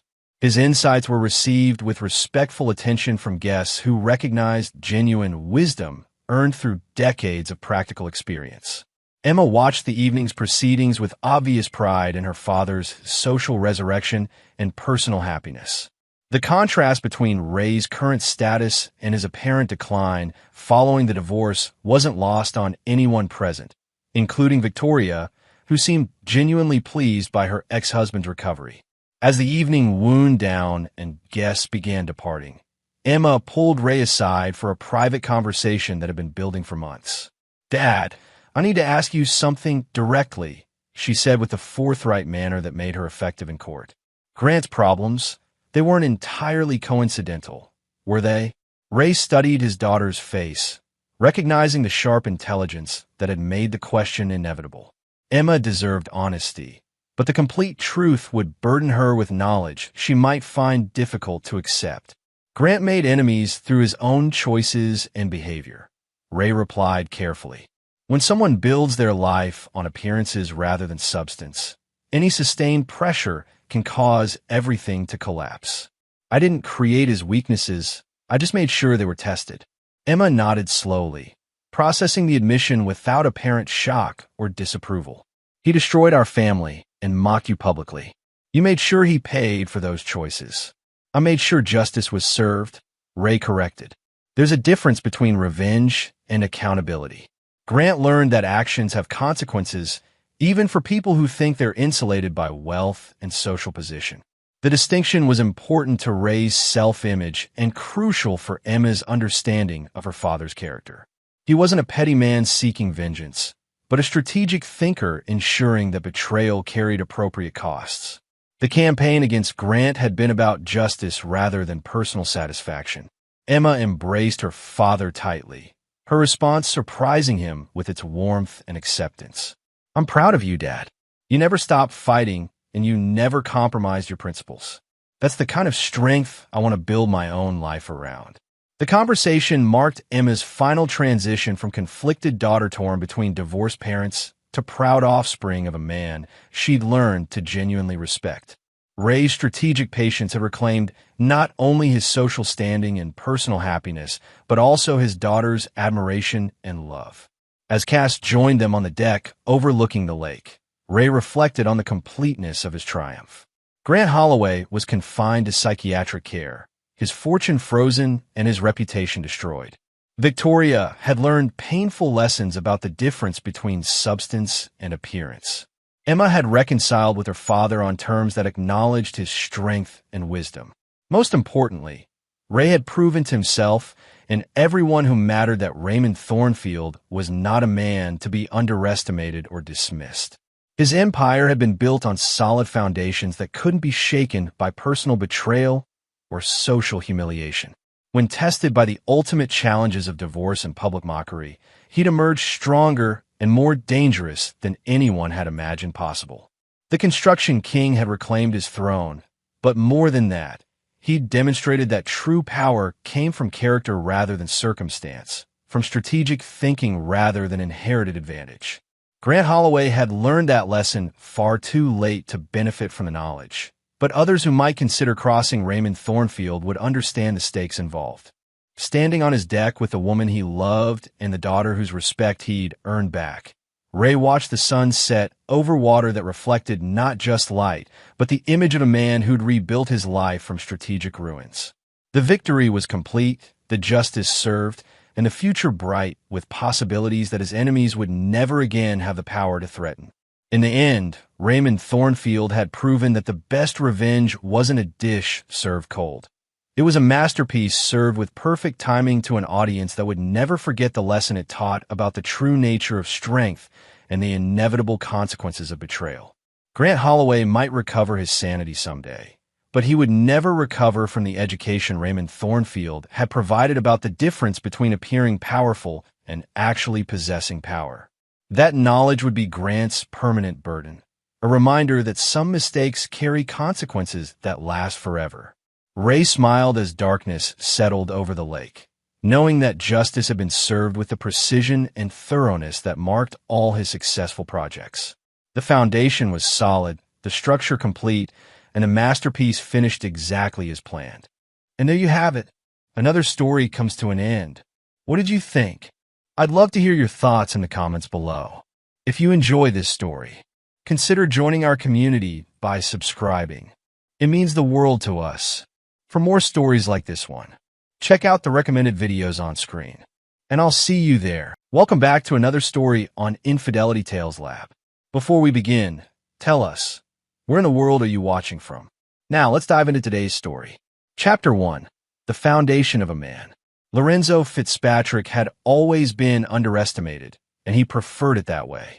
At 34, he possessed the kind of quiet intelligence that most people missed, the type that observed, calculated, and struck when least expected. His lean frame and unassuming demeanor masked years of military training and a mind sharp enough to have built 3 successful tech companies from nothing. Growing up in foster care after his parents died in a car accident when he was 12, Lorenzo had learned early that the world respected only strength and results. He'd clawed his way through community college on scholarships, served 2 tours in Afghanistan as a communication specialist, then used his GI benefits to study computer science at MIT. By 28, he'd sold his first cybersecurity firm for 8 figures. By 32, his second venture in blockchain technology had made him genuinely wealthy. But money hadn't been enough to erase the sting of being an outsider. When he'd met Nicole Potter at a charity gala 2 years ago, her genuine laugh and apparent disinterest in his wealth had charmed him. She was beautiful, auburn hair, green eyes, and a smile that could light up a room. More importantly, she seemed to see him as a person, not just a bank account. What Lorenzo hadn't realized was that Nicole's father, Gilbert Raymond, had orchestrated the entire meeting. Gilbert Raymond was old money, the kind that traced its lineage back to railroad barons and steel magnates. The Raymond family had controlled significant portions of Chicago's real estate market for 4 generations. But while the name carried weight, the actual fortune had been hemorrhaging for decades due to poor investments and Gilbert's gambling addiction. Gilbert had done his research on Lorenzo. He knew about the military service, the business success, and most importantly, the bank accounts.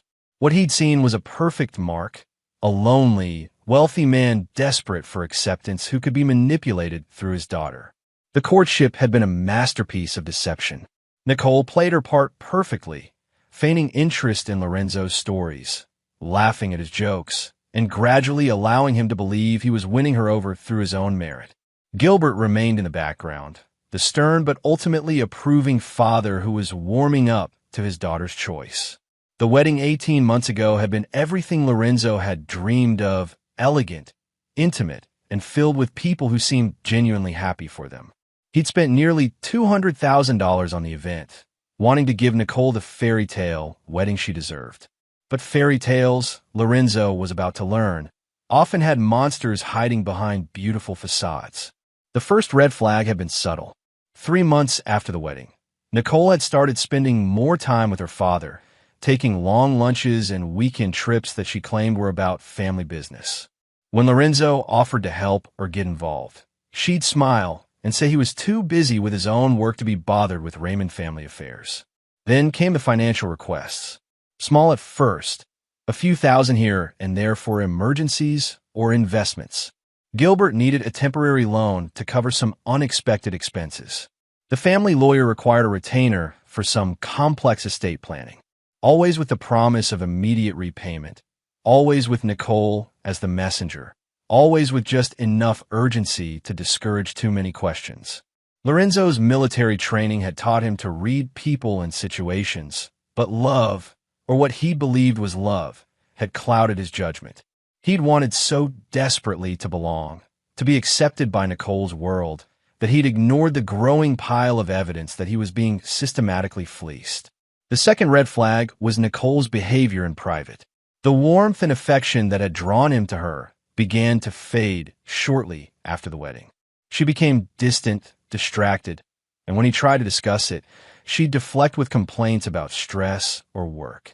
Their intimate life became perfunctory, scheduled around her increasingly frequent absences. But it was the discovery of the burner phone that finally opened Lorenzo's eyes. 6 months ago, while looking for Nicole's regular phone to answer an important call she'd missed, Lorenzo had found a second device hidden in her jewelry box. The text messages told a story that shattered his world. Nicole laughing with her friends about her desperate husband, Gilbert bragging about how easy it was to manipulate the foster kid with daddy issues, and worst of all, planning their eventual divorce once they'd extracted enough money to solve the family's financial problems. Most men might have confronted them immediately, demanded explanations, or filed for divorce in a rage.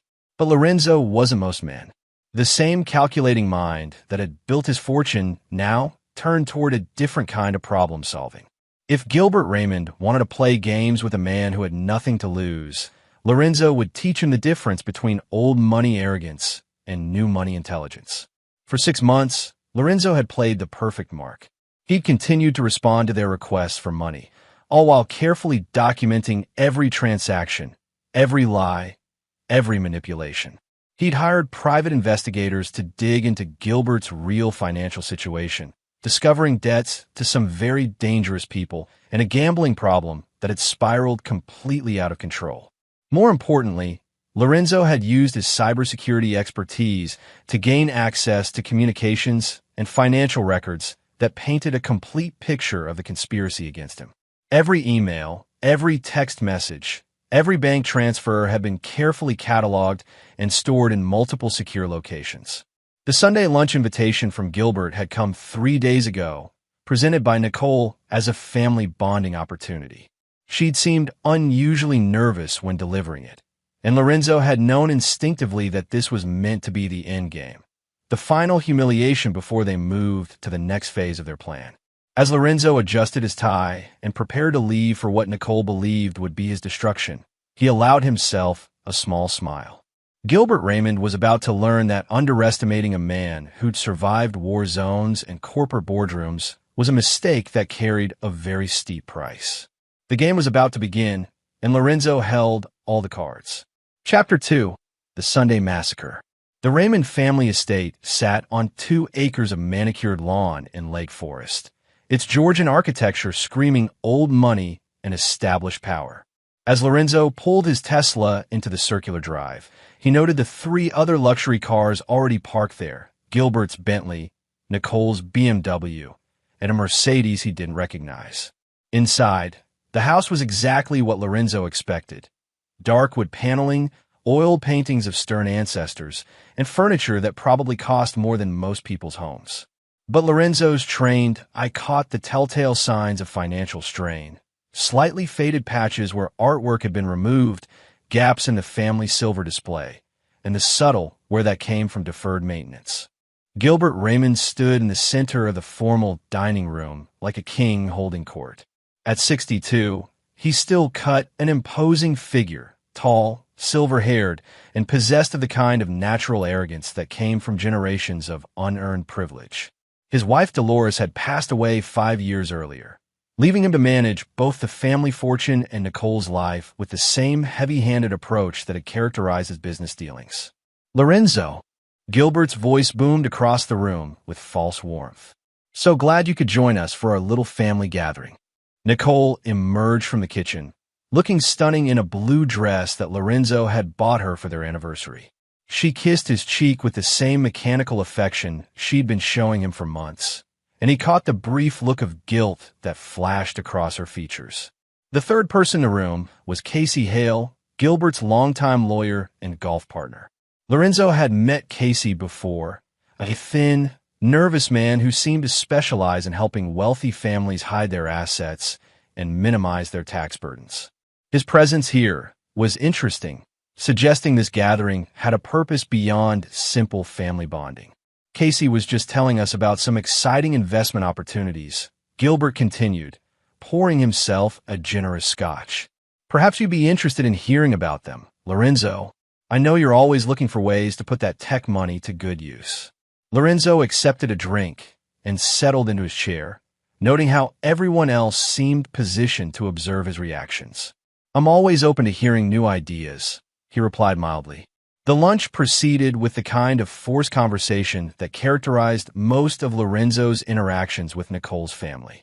Gilbert dominated the discussion with stories designed to highlight his social connections and business acumen, while Casey nodded along like an eager puppy. Nicole contributed little, seemingly lost in her own thoughts. It was during dessert that Gilbert finally showed his true colors. You know, Lorenzo, Gilbert began, his tone shifting to something more intimate and conspiratorial. I've been thinking about your relationship with my daughter. Lorenzo set down his fork and gave Gilbert his full attention. Oh, don't get me wrong. You're a decent enough fellow, and you've certainly been generous with our family. Gilbert's smile had the warmth of a shark's. But I think we both know that Nicole could have done better. The words hung in the air like a physical presence. Lorenzo felt Nicole tense beside him, saw Casey shift uncomfortably in his chair, but his own expression remained perfectly neutral. I'm not sure I follow, Lorenzo said quietly. Gilbert leaned back in his chair, clearly enjoying himself. Come now, son. Let's be honest about what this is. My daughter is doing charity work by marrying you. Beautiful girl from a good family, taking pity on a foster kid with more money than breeding. The silence that followed was deafening. Lorenzo could hear his own heartbeat, feel the familiar calm that had served him well in combat zones settling over his mind. This was the moment Gilbert had been building toward, the final humiliation designed to put Lorenzo in his place before they moved to extract whatever final payments they could manage. Lorenzo took a sip of his wine, set the glass down with precise care, and looked directly into Gilbert's eyes. Thank you for the honesty, sir. The simple response clearly wasn't what Gilbert had expected. He'd wanted anger, hurt, perhaps even tears. Instead, Lorenzo stood calmly, removed his wallet, and placed enough cash on the table to cover not just the meal, but probably the entire week's grocery bill for a normal family. This should cover everyone's lunch, Lorenzo said politely. I think I'll be heading home now. He kissed Nicole's forehead. She flinched at the contact, nodded politely to Casey, and walked out without another word. Behind him, he could hear Gilbert's confused voice asking Nicole what the hell had just happened. Lorenzo drove home in perfect silence, his mind already calculating the sequence of events he'd set in motion weeks ago. By the time he reached his penthouse apartment overlooking Lake Michigan, he was smiling. Phase 1 was complete. Gilbert had just provided the final justification Lorenzo needed for what came next. He poured himself a glass of his best whiskey, a 30-year-old Macallan that had cost more than Gilbert's monthly mortgage payment, and settled into his home office. 3 phones sat on his desk, each pre-programmed with specific numbers. At exactly 9 a.m. the next morning, 3 very different conversations would begin. The first call would be to District Attorney Blake Head, a former Army Ranger who'd served in Lorenzo's unit and now ran the Financial Crimes Division for Cook County. The evidence Lorenzo had compiled over the past 6 months would make for very interesting reading. The second would be to Antonio Johns, Gilbert's primary creditor and a man whose patience for unpaid gambling debts had reached its limit weeks ago. Antonio would be very interested to learn about Gilbert's recent attempts to hide assets through shell companies and offshore accounts. The third call would be to Maureen Briggs, the most ruthless divorce attorney in Chicago, and a woman who specialized in cases involving financial deception and fraud. Gilbert Raymond wanted to play games with a man who had nothing to lose.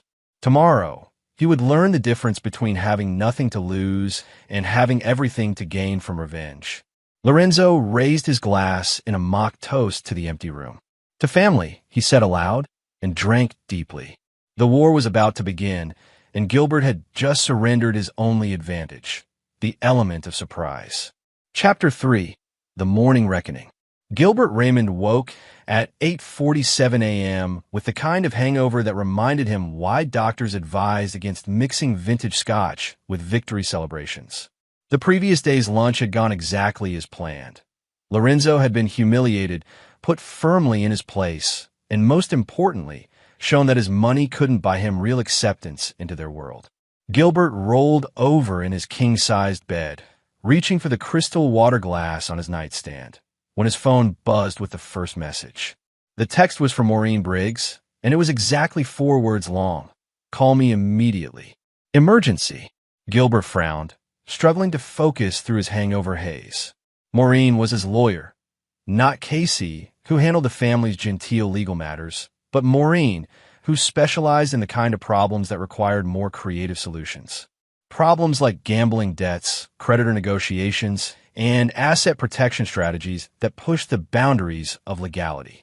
Before he could process this fully, his phone buzzed again. This time it was from Jim Emerson, his accountant. "We need to meet today.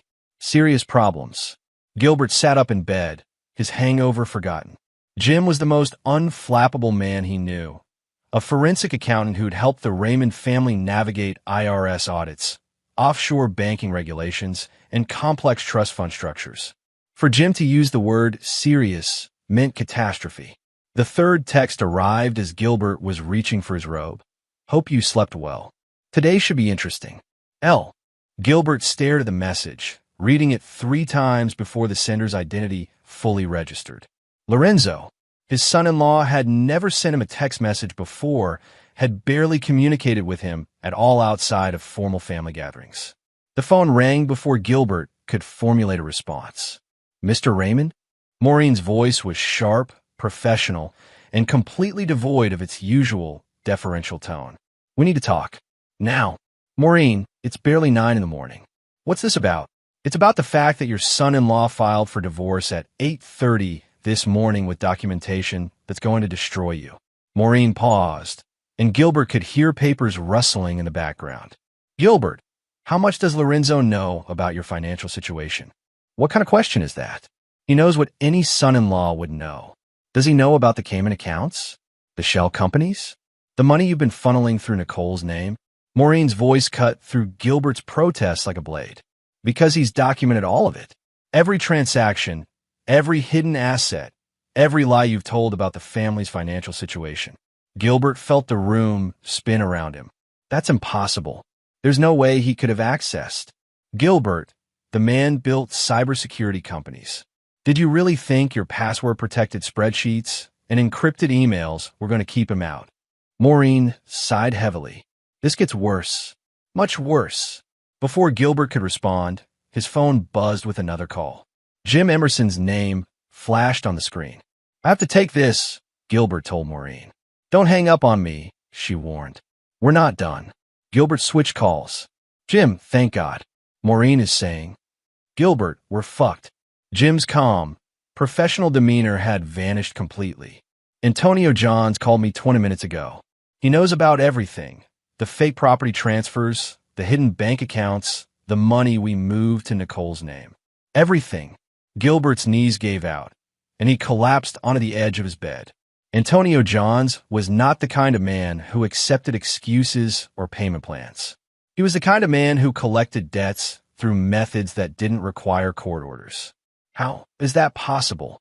Gilbert whispered. "Someone sent Antonio a complete financial profile, bank statements, property records, tax returns going back 5 years.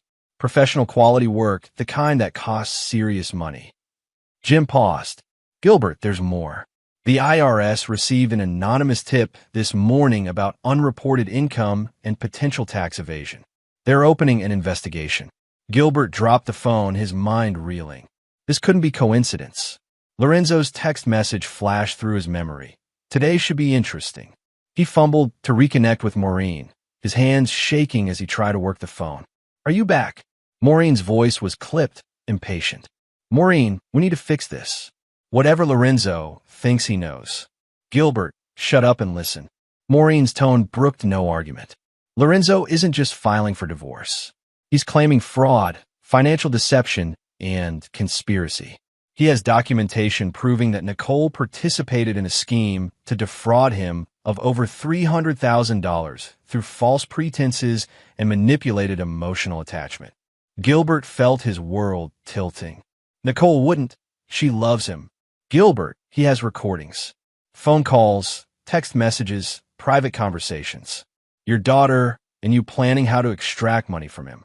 Laughing about how easy he was to manipulate. Discussing your gambling debts and how much you needed to steal before filing for divorce. The phone slipped from Gilbert's nerveless fingers. Recordings. Lorenzo had been recording them. For how long? Well, did he know? His phone buzzed again. A text from an unknown number. Mr. Raymond, this is D.A. Blakehead. Please call my office immediately to schedule an interview regarding financial irregularities in your business dealings. This is not optional. Gilbert stared at the message, his mind struggling to process the cascade of disasters. The district attorney, Antonio Johns, the IRS. Lorenzo had orchestrated all of this, somehow coordinating attacks from multiple directions simultaneously. Another text, this one from Lorenzo. The judge signed your arrest warrant. Your accountant says you need to file for bankruptcy. And I filed for divorce, but Nicole will get nothing. Don't mock a man who has nothing to lose. Gilbert's phone rang again. This time the caller ID simply said AJ Enterprises, Antonio John's legitimate business front. With trembling fingers, Gilbert declined the call and immediately tried to reach Nicole. The phone went straight to voicemail. He tried again. Same result. Racing to his bedroom window, Gilbert looked out to see Nicole's BMW missing from the driveway. Had Lorenzo gotten to her first? Had she fled? Or was she part of some larger plan he couldn't yet comprehend? Gilbert's phone buzzed one final time. A text from Casey. Gilbert, I've been retained by another party in a matter involving you. I can no longer represent your interests. You need new counsel immediately. Gilbert sank to his knees on the Persian rug his grandmother had brought back from Istanbul in 1923. In the span of 20 minutes, his entire world had collapsed. His lawyer had abandoned him. His accountant was panicking. His creditor was closing in, and his daughter had vanished. And somewhere in the city, Lorenzo Fitzpatrick was just getting started. The war Gilbert thought he'd won yesterday had actually ended before he'd known it had begun. Now came the reckoning, and Gilbert was beginning to understand just how thoroughly he'd been outplayed. As he knelt on his family's ancestral rug, surrounded by the trappings of 4 generations of Raymond wealth and power, Gilbert Raymond finally grasped the fundamental truth Lorenzo had been trying to teach him. Never underestimate a man who has nothing left to lose, especially when that man has spent months carefully planning how to take everything you hold dear. Chapter 4. The Hunter's Web. Lorenzo stood in his penthouse office, watching the sunrise paint Lake Michigan in shades of gold and crimson. 3 phones lay silent on his mahogany desk. Their work complete for the moment. Phase 2 was now in motion, but the true artistry of his revenge was just beginning. The 4th phone, his personal device, buzzed with an encrypted message from his private investigator, Freddie Cox. Freddie was an ex-Navy SEAL who transitioned into corporate security work, specializing in the kind of information gathering that existed in legal gray areas. For the past 6 months, he'd been Lorenzo's eyes and ears in places Gilbert Raymond never imagined he was being watched. Package delivered to AJ. Subject is mobile. Recommend proceeding to Phase 3. Lorenzo smiled. Antonio Johns had received the complete dossier on Gilbert's hidden assets, just as planned. By now, Gilbert would be receiving some very urgent phone calls from some very dangerous people. But Antonio was only one thread in the web Lorenzo had been weaving. The real masterpiece was what he'd prepared for Nicole. At 10:15 a.m., Nicole Potter, soon-to-be Nicole Raymond again, sat in the parking lot of a Starbucks in Evanston, staring at her phone in complete panic. She'd awakened to 17 missed calls from her father, 12 text messages that made no sense, and a voicemail from their family lawyer saying he could no longer represent their interests. But it was the email from Lorenzo that had driven her to flee the house she'd shared with him for 18 months. The email contained a single attachment, a video file labeled The Real Nicole. Against her better judgment, she'd opened it. The video was a compilation, professionally edited, showing Nicole in a series of compromising situations over the past year. Phone conversations with friends where she mocked Lorenzo's attempts at affection. Text message exchanges with her father planning their next financial request. Most damning of all, a recording from 3 weeks ago where she told her best friend that she was counting the days until she could dump the tech geek and take half his money. But the video wasn't just evidence, it was a message. The final frame showed a single line of text. Coming soon to a courthouse near you. Lorenzo was going to destroy her publicly. Nicole's hands shook as she tried to call her father again. Still no answer. She tried Casey Hale, their family lawyer. A secretary informed her that Mr. Hale was no longer available to take her calls. She was utterly alone, and for the first time in her privileged life, Nicole Raymond Potter was beginning to understand what genuine fear felt like. Across the city, Gilbert Raymond sat in his study, surrounded by 3 decades of financial documents, trying to make sense of his situation.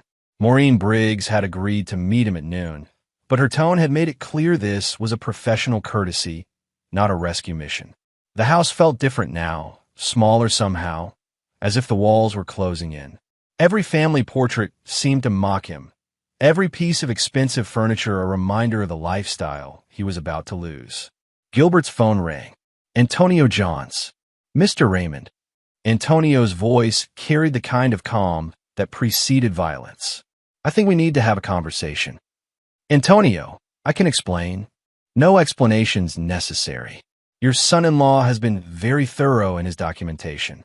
I now know exactly how much you owe me, exactly what assets you've been hiding, and exactly how long you've been lying about your ability to pay. Gilbert's mouth went dry. Lorenzo isn't my former son-in-law, then. The man who just filed for divorce from your daughter with evidence that she participated in defrauding him of over $300,000. Antonio paused. Money that should have been coming to me. The line went quiet for a long moment. When Antonio spoke again, his voice had dropped to a whisper. I don't like being lied to, Gilbert. I don't like discovering that my debtors have been hiding assets. And I really don't like learning these things from strangers who have better information about my own business than I do. Antonio, please. I can work something out. You have 48 hours to liquidate everything and bring me what you owe. Everything, Gilbert. The house, the cars, the art, the family jewelry, the offshore accounts, the shell company assets. All of it. Gilbert's vision blurred. That's impossible. I can't liquidate everything in 48 hours. The property alone would take months. Then you'd better hope your former son-in-law is in a forgiving mood, because he's the one who just made this timeline possible. The line went dead. Gilbert stared at his phone, trying to process what he'd just heard. Lorenzo had done more than expose Gilbert's hidden assets. He'd somehow transferred ownership or control of them in a way that made immediate liquidation possible. A new text message appeared on Gilbert's phone from an unknown number. Check your email. L. With trembling fingers, Gilbert opened his laptop and accessed his personal email. The message from Lorenzo contained a single attachment, a legal document titled Asset Recovery and Transfer Agreement. Gilbert opened the file and felt his blood turn to ice. Lorenzo hadn't just documented Gilbert's hidden assets. He'd gained legal control of them through a combination of fraud claims, spousal asset rights, and some kind of creditor protection mechanism Gilbert didn't fully understand. Lorenzo had positioned himself as the legal representative for asset recovery in the divorce proceedings. In layman's terms, Lorenzo could liquidate everything Gilbert owned to recover the money he'd been defrauded, and Gilbert couldn't stop him. But the document contained one final section that made Gilbert's hands shake, a settlement offer. Lorenzo was offering to release all claims, dismiss all charges, and even provide Gilbert with enough money to cover his debts to Antonio Johns. In exchange for a full public confession, the transfer of specific assets, and one final meeting to discuss terms. Gilbert read the settlement terms 3 times before their full implications became clear. Lorenzo wasn't just offering him a way out. He was offering him a chance to surrender with dignity intact, provided Gilbert was willing to admit publicly that he'd been outplayed by a superior opponent. The alternative, spelled out in clinical legal language, was total destruction. Criminal charges, bankruptcy, public humiliation, and the kind of debt collection methods that Antonio Johns was famous for throughout Chicago's business community. Gilbert looked around his study. 4 generations of Raymond family history, reduced to assets on a balance sheet that Lorenzo Fitzpatrick could liquidate with a single phone call. For the first time in his 62 years of privileged existence, Gilbert Raymond understood what it meant to be completely and utterly defeated. His phone buzzed with a new text from Lorenzo. "The meeting is set for tomorrow at noon. Come alone. We have much to discuss." Gilbert stared out the window at the estate his great-grandfather had built, knowing he was seeing it for the last time as its owner. Tomorrow, he would learn the final terms of his surrender to a man he'd tried to humiliate 24 hours earlier. The hunter had become the hunted, and the trap was about to close. Chapter 5. The Confession Chamber.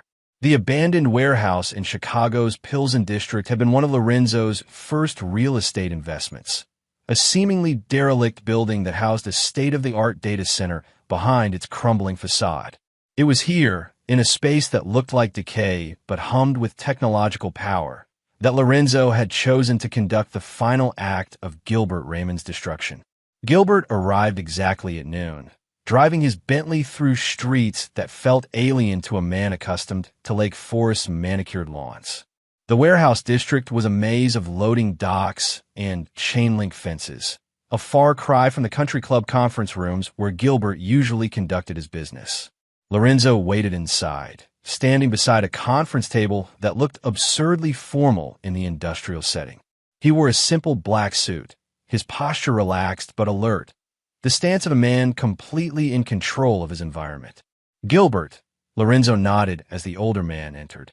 "Thank you for coming. Please sit." Gilbert looked around the space, noting the high-end security cameras, the soundproofing materials, and what appeared to be professional video equipment. "What is this place?" "Insurance," Lorenzo replied simply. "Everything that happens here today will be recorded from multiple angles, with audio and video feeds transmitted to secure servers in 3 different states. Call my guarantee that our conversation remains accurate." Gilbert felt a chill run down his spine. "Lorenzo, whatever you think you're accomplishing." "Sit down, Gilbert." Lorenzo's voice carried an edge that Gilbert had never heard before. "We have a lot to discuss and very little time." Gilbert reluctantly took his seat, noting how the chair positioned him directly facing multiple cameras. The setup felt uncomfortably like an interrogation room. "Let's start with the basics," Lorenzo began, opening a tablet and scrolling through what appeared to be financial documents.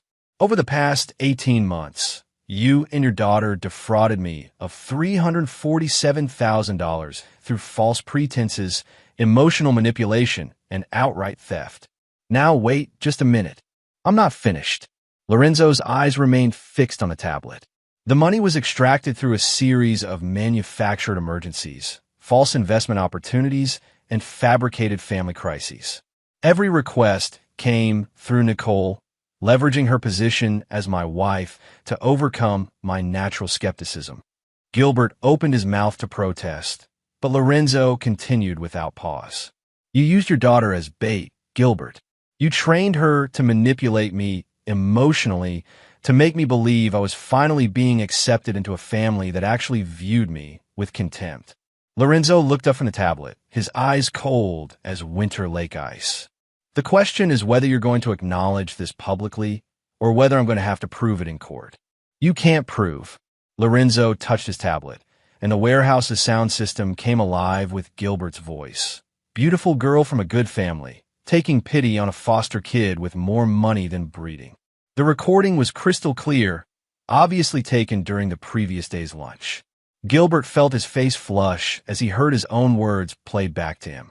I can prove everything, Gilbert. Every lie, every manipulation, every dollar you stole. Lorenzo gestured to a stack of documents on the table. Bank records, text messages, phone conversations, email exchanges. I have documentation going back 2 years, from before Nicole and I even met. Gilbert's composure finally cracked. 2 years? That's impossible. You couldn't have been. I wasn't investigating you initially, Lorenzo admitted. I was investigating Nicole. Her background, her family, her motivations. Standard due diligence when you're considering marriage to someone you've known for 6 months. Gilbert stared at Lorenzo, his mind reeling. You knew from the beginning? I suspected from the beginning. I knew for certain 6 months ago when I found Nicole's second phone. Lorenzo leaned back in his chair. That's when I transitioned from defense to offense. 6 months, Gilbert whispered. You've been planning this for 6 months? Planning? No, Gilbert.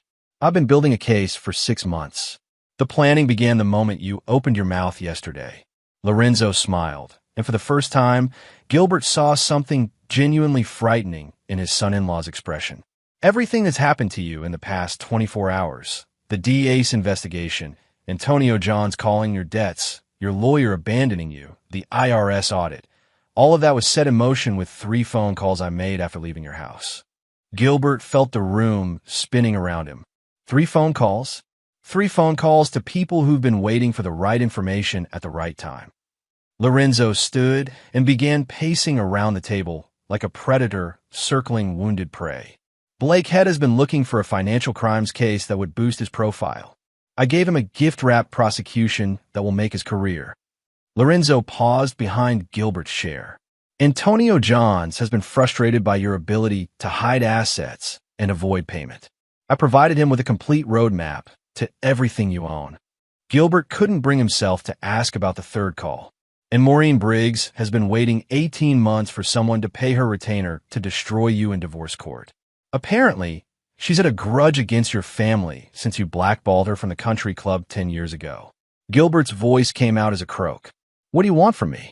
Lorenzo returned to his seat and consulted his tablet. I want you to sign a confession acknowledging that you and Nicole conspired to defraud me. I want a public apology delivered to a list of people I'll provide. And I want you to transfer ownership of 3 specific properties to my name as restitution. And if I refuse? Lorenzo touched his tablet again, and a new document appeared on the screen. Then tomorrow morning, every major newspaper in Chicago will receive a copy of this dossier, along with video evidence of your conspiracy. The DA will proceed with criminal charges that carry a minimum 5-year sentence. Antonio Johns will begin asset seizure proceedings that will leave you homeless. And the IRS will audit every financial transaction you've made in the past decade. Gilbert stared at the screen, seeing his entire life reduced to evidence in a criminal case. You're destroying my family's legacy. Your family's legacy was built on the same kind of manipulation and fraud you tried to use against me, Lorenzo replied coldly. I'm simply revealing what was always there. What about Nicole? Nicole made her choice when she decided to participate in your scheme. She'll face her own consequences. Lorenzo leaned forward. But I'm offering you a chance to minimize the damage to her. Sign the confession, make the apology, transfer the properties, and I'll ensure the criminal charges focus on you rather than her. Gilbert felt tears threatening to spill. She's my daughter. She's an adult who chose to betray her marriage for money. Lorenzo's voice remained implacable. The only question now is whether you're going to accept responsibility for your actions or drag her down with you. Lorenzo slid a pen across the table. The choice is yours, Gilbert. But understand this. You're leaving this building either as a man who took responsibility for his actions or as a defendant in multiple criminal cases. There is no third option. Gilbert looked at the pen, then at the cameras recording his every expression, then finally at the man he'd tried to humiliate less than 24 hours earlier. Lorenzo Fitzpatrick hadn't just won this war. He'd annihilated his enemies so thoroughly that surrender was their only remaining dignity. With shaking hands, Gilbert Raymond reached for the pen. Chapter 6: The Price of Betrayal. The signing took less than 5 minutes, but Gilbert Raymond aged a decade in that time. As he scratched his signature across document after document, he could feel 4 generations of family pride crumbling beneath the weight of his own arrogance. Lorenzo watched impassively as Gilbert worked through the stack of papers. Confession, asset transfers, public apology statements. Each signature was another nail in the coffin of the Raymond legacy. There, Gilbert said finally, dropping the pen as if it had burned him. It's done. Are you satisfied? I'm never satisfied, Gilbert. I'm thorough. Lorenzo gathered the documents and fed them into a high-speed scanner. These will be distributed to the relevant parties within the hour. Your criminal attorney, and you'll need one, will receive copies by close of business today. Gilbert slumped in his chair, the fight finally gone out of him. What happens now? Now you go home and begin the process of explaining to Nicole why her world is about to collapse. Lorenzo's voice carried no hint of sympathy. The divorce proceedings will be finalized within 60 days. The criminal case will move forward according to the DA's timeline, and you'll discover what it's like to rebuild your life with nothing. Nothing. Gilbert looked up sharply. The settlement terms said. The settlement terms guaranteed that I wouldn't pursue additional damages beyond what you've already lost. They didn't guarantee that you'd have anything left after paying Antonio Johns what you owe him. Lorenzo smiled coldly. You might want to review the math on that transaction. Gilbert's face went white as he realized he'd been outmaneuvered one final time. Even the settlement was designed to leave him with barely enough to survive. You've destroyed my family, Gilbert whispered. No, Gilbert. You destroyed your family the moment you decided to treat your daughter like a commodity and your son-in-law like a mark. Lorenzo stood and walked toward the warehouse exit. I simply revealed the consequences of choices you made long before we ever met. As Gilbert sat alone in the warehouse, surrounded by the technology that had enabled his defeat, he finally understood the true scope of Lorenzo's revenge. This hadn't been about money or property or even justice.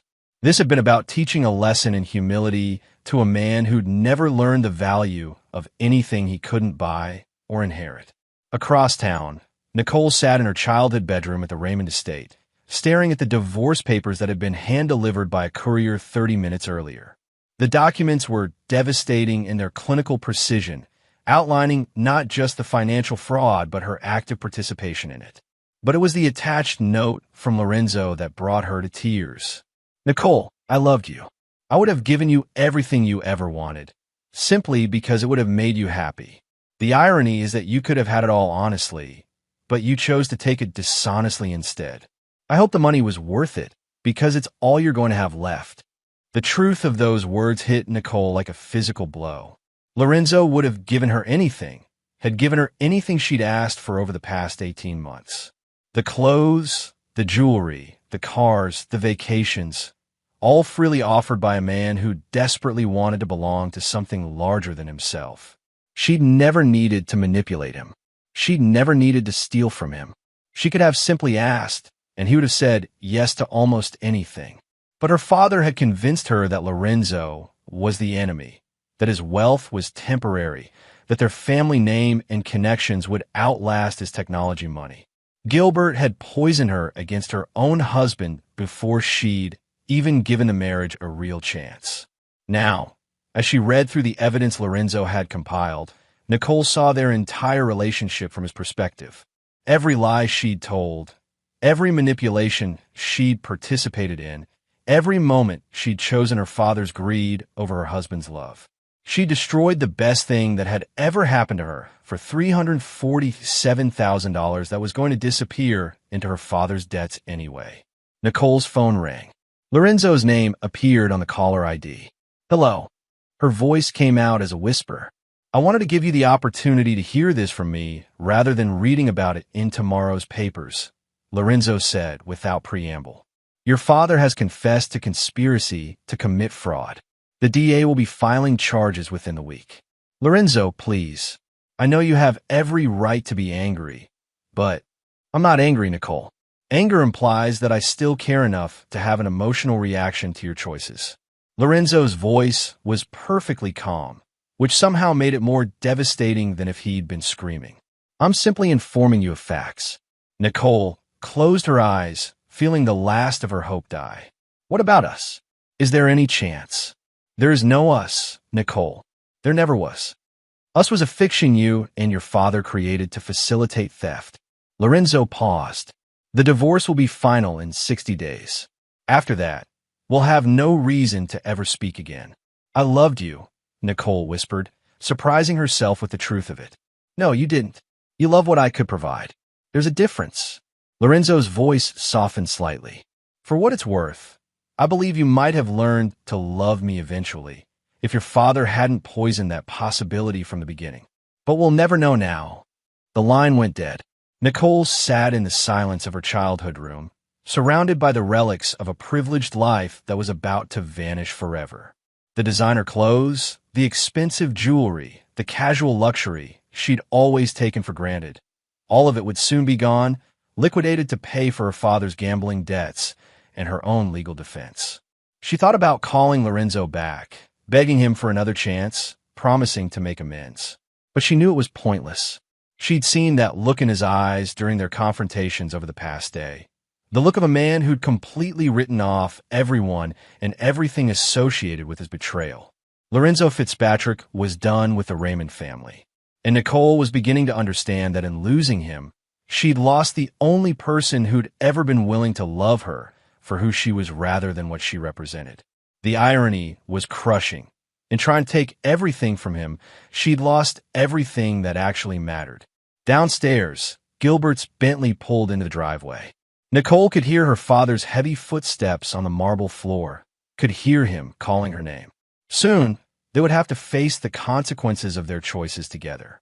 Father and daughter, united at last in the destruction they'd brought upon themselves.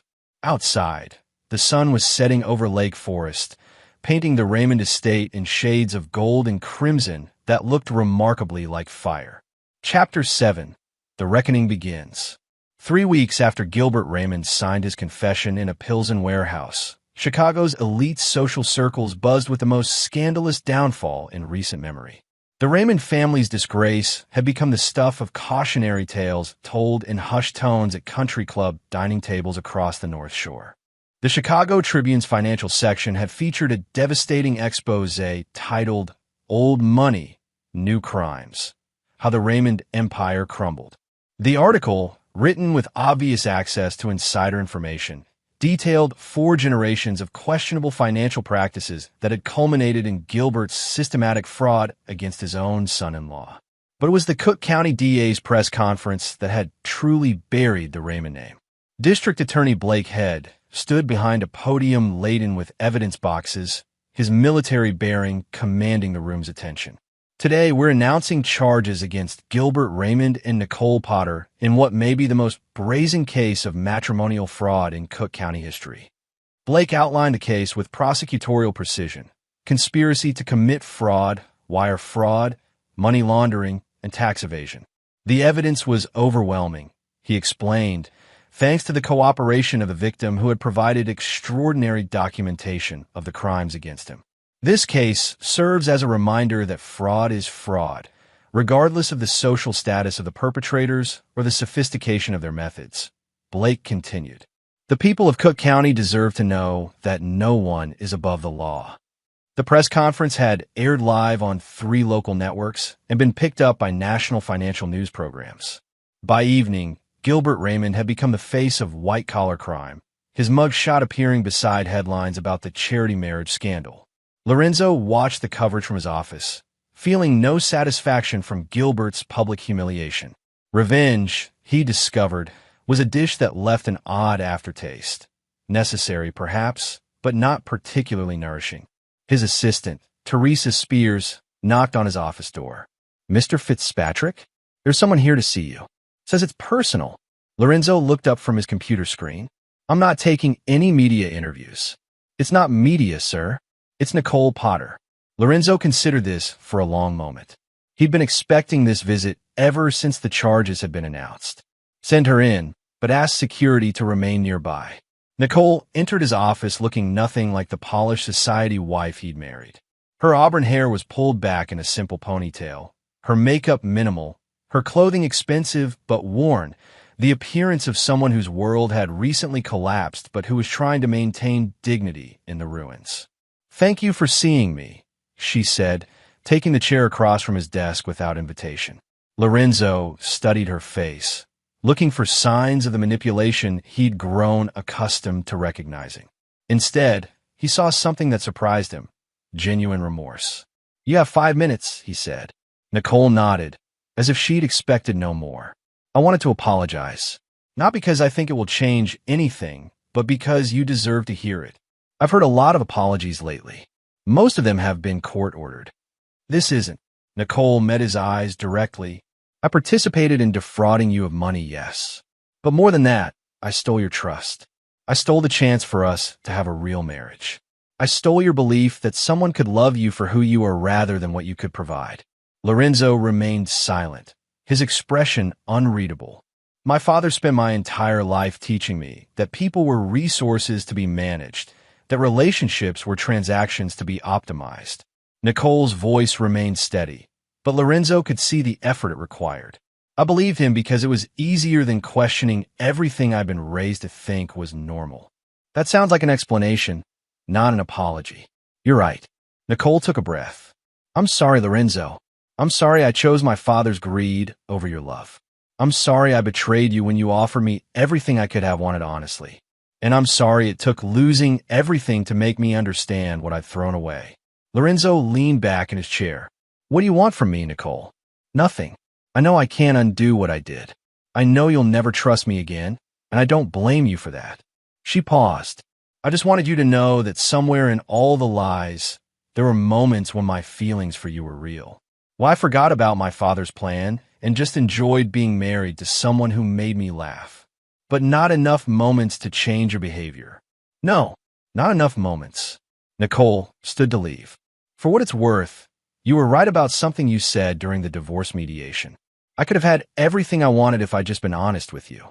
The irony is that I threw away the only real relationship I've ever had for money that's going to disappear anyway." She moved toward the door, then stopped. "I know you probably don't care, but I'm testifying against my father. The DA offered me a plea deal if I cooperate fully." Lorenzo nodded. This wasn't surprising. Blakehead had mentioned the possibility during one of their strategy sessions. "Goodbye, Lorenzo. I hope someday you find someone who deserves what you were willing to give me." After Nicole left, Lorenzo sat in his office watching the sun set over Lake Michigan.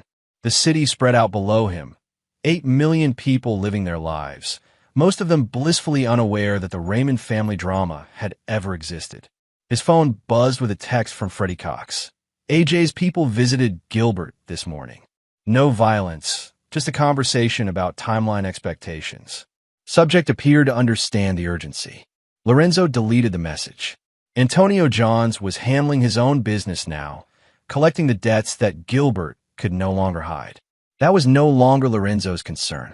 Another message, this one from Blakehead. "Nicole Potter accepted the plea deal. She'll testify next month. Gilbert's attorney is pushing for a plea as well. Looks like this won't go to trial." Lorenzo wasn't surprised. Gilbert's confession, combined with the documentary evidence, made a trial essentially unwinnable. Any competent defense attorney would push for the best plea deal available. A third message from an unknown number. "Mr. Fitzpatrick, this is Floyd Hubbard from the FBI's Financial Crimes Unit. We'd like to discuss some information that's come to light during our review of the Raymond case. Are you available for a meeting this week?" Lorenzo stared at this message for a long time. The FBI's involvement suggested that Gilbert's crimes extended beyond what Lorenzo had uncovered. Perhaps there were other victims, other schemes that had gone undetected until Lorenzo's investigation had shown a light into the Raymond family's financial practices. He typed back, "I'm available at your convenience." Within minutes, he had a response scheduling a meeting for Friday morning. Lorenzo smiled for the first time in weeks. It seemed Gilbert Raymond's reckoning was just beginning. The local charges had been only the opening act. The federal government was preparing for the main event. As he gathered his papers and prepared to leave the office, Lorenzo reflected on the strange journey that had brought him to this moment. 6 months ago, He'd been a successful but lonely man, desperate for the acceptance and love he thought marriage would provide. Now he was still successful, still lonely, but no longer desperate. He learned that love couldn't be bought, respect couldn't be inherited, and revenge, while satisfying, couldn't fill the emptiness that came from betrayal. But he'd also learned something else. He was stronger than he'd ever imagined. Strong enough to survive the worst kind of betrayal, smart enough to turn the tables on his enemies, and patient enough to see justice served with surgical precision. Gilbert Raymond had tried to break him, had tried to reduce him to nothing more than a source of easy money. Instead, he'd unleashed something far more dangerous, a man who discovered exactly how much he was capable of when pushed beyond his limits. The war was nearly over, but Lorenzo suspected the victory would taste different than he'd expected. Chapter 8. Federal Complications. FBI Special Agent Floyd Hubbard had the kind of face that suggested he'd seen humanity at its worst and had long since stopped being surprised by it. His office in the Chicago Federal Building was spartanly furnished, with case files stacked neatly on metal shelves and a bulletin board covered with photographs and financial flowcharts that told the story of white-collar crimes spanning multiple states. Lorenzo sat across from Hubbard's desk, studying the agent's expression for clues about why the Bureau had taken interest in what appeared to be a local fraud case. Mr. Fitzpatrick, Hubbard began, opening a thick file folder. Your investigation into Gilbert Raymond's financial activities has opened a door we've been trying to open for several years. I wasn't aware the FBI had prior interest in the Raymond family. Not the family specifically. The network. Hubbard pulled out a series of photographs showing various men in expensive suits at social gatherings. Gilbert Raymond was part of a group that's been laundering money for some very unsavory clients. Your documentation of his hidden accounts and shell companies has helped us map a pipeline that extends from Chicago to the Cayman Islands. Lorenzo leaned forward. Money laundering? Raymond and 5 other Chicago businessmen have been cleaning money for everyone from drug cartels to arms dealers. They use their legitimate businesses and social connections to make dirty money look like investment returns and family wealth. Hubbard pointed to one of the photographs. The gambling debts you uncovered? Those weren't just personal vice. Gilbert was using his gambling losses as a way to explain cash shortfalls when laundering operations went wrong. So, Antonio Johns is clean as far as we can tell, but some of Gilbert's other creditors aren't. Hubbard showed Lorenzo another photograph, this one surveillance footage of Gilbert meeting with a man Lorenzo didn't recognize. That's Viktor Kozlov, a Russian businessman who's been using Chicago real estate to clean money from Eastern European arms deals. Gilbert helped him purchase and renovate 3 properties in the past 2 years. Lorenzo felt a chill run down his spine. Are you saying I inadvertently exposed a Russian money laundering operation? More than exposed. Disrupted. Hubbard smiled grimly. When you forced Gilbert to liquidate those hidden assets, you essentially froze accounts that contained money belonging to some very dangerous people. People who don't appreciate having their financial operations disrupted by domestic disputes. The implications hit Lorenzo like a physical blow. Are you saying I'm in danger? We don't think so, not directly. You're clearly the victim here, and going after you would only draw more federal attention. Hubbard paused. But Gilbert and Nicole are a different story. They've become liabilities to people who solve problems permanently. Lorenzo stared at the photographs scattered across Hubbard's desk. What do you need from me? Your cooperation in building a federal case against the entire network. We can offer you protection if necessary. But more importantly, we can offer you something I think you'll find interesting. The chance to hurt these people far worse than anything you've done to Gilbert so far. Hubbard opened another folder, this one containing financial documents that dwarfed Lorenzo's own investigation. Gilbert Raymond's fraud against you was amateur hour compared to what this network has been doing. We're talking about hundreds of millions of dollars, multiple international crimes, and connections to organizations that make Antonio Johns look like a Sunday school teacher. Lorenzo studied the documents, his analytical mind quickly grasping the scope of the operation. How long have you been investigating this? 3 years. But until your case broke everything open, we couldn't prove the connections. Hubbard leaned back in his chair. Your methodical documentation of Gilbert's crimes has provided us with the key to a much larger door. We'd like you to help us walk through it. What would that involve? Testifying before a federal grand jury, allowing us to use your evidence in expanded investigations. And possibly, Hubbard paused, as if weighing his next words carefully, helping us gather additional evidence. Lorenzo raised an eyebrow. Are you asking me to wear a wire? I'm asking you to consider all options for bringing these people to justice. Gilbert Raymond tried to destroy you for a few $100,000. These people have destroyed entire families for business purposes. Hubbard showed Lorenzo a final photograph, a family portrait of a man, woman, and 2 young children. The Kowalski family, Chicago-based accountants who stumbled onto irregularities in Victor Kozlov's real estate transactions. They tried to report it to authorities. What happened to them? Car accident on the Dan Ryan Expressway 6 months ago. Brake failure in all 4 vehicles of a motorcade that was investigating financial crimes. Hubbard's expression was stone cold. The kind of brake failure that requires very specific technical knowledge to arrange. Lorenzo felt something shift inside him.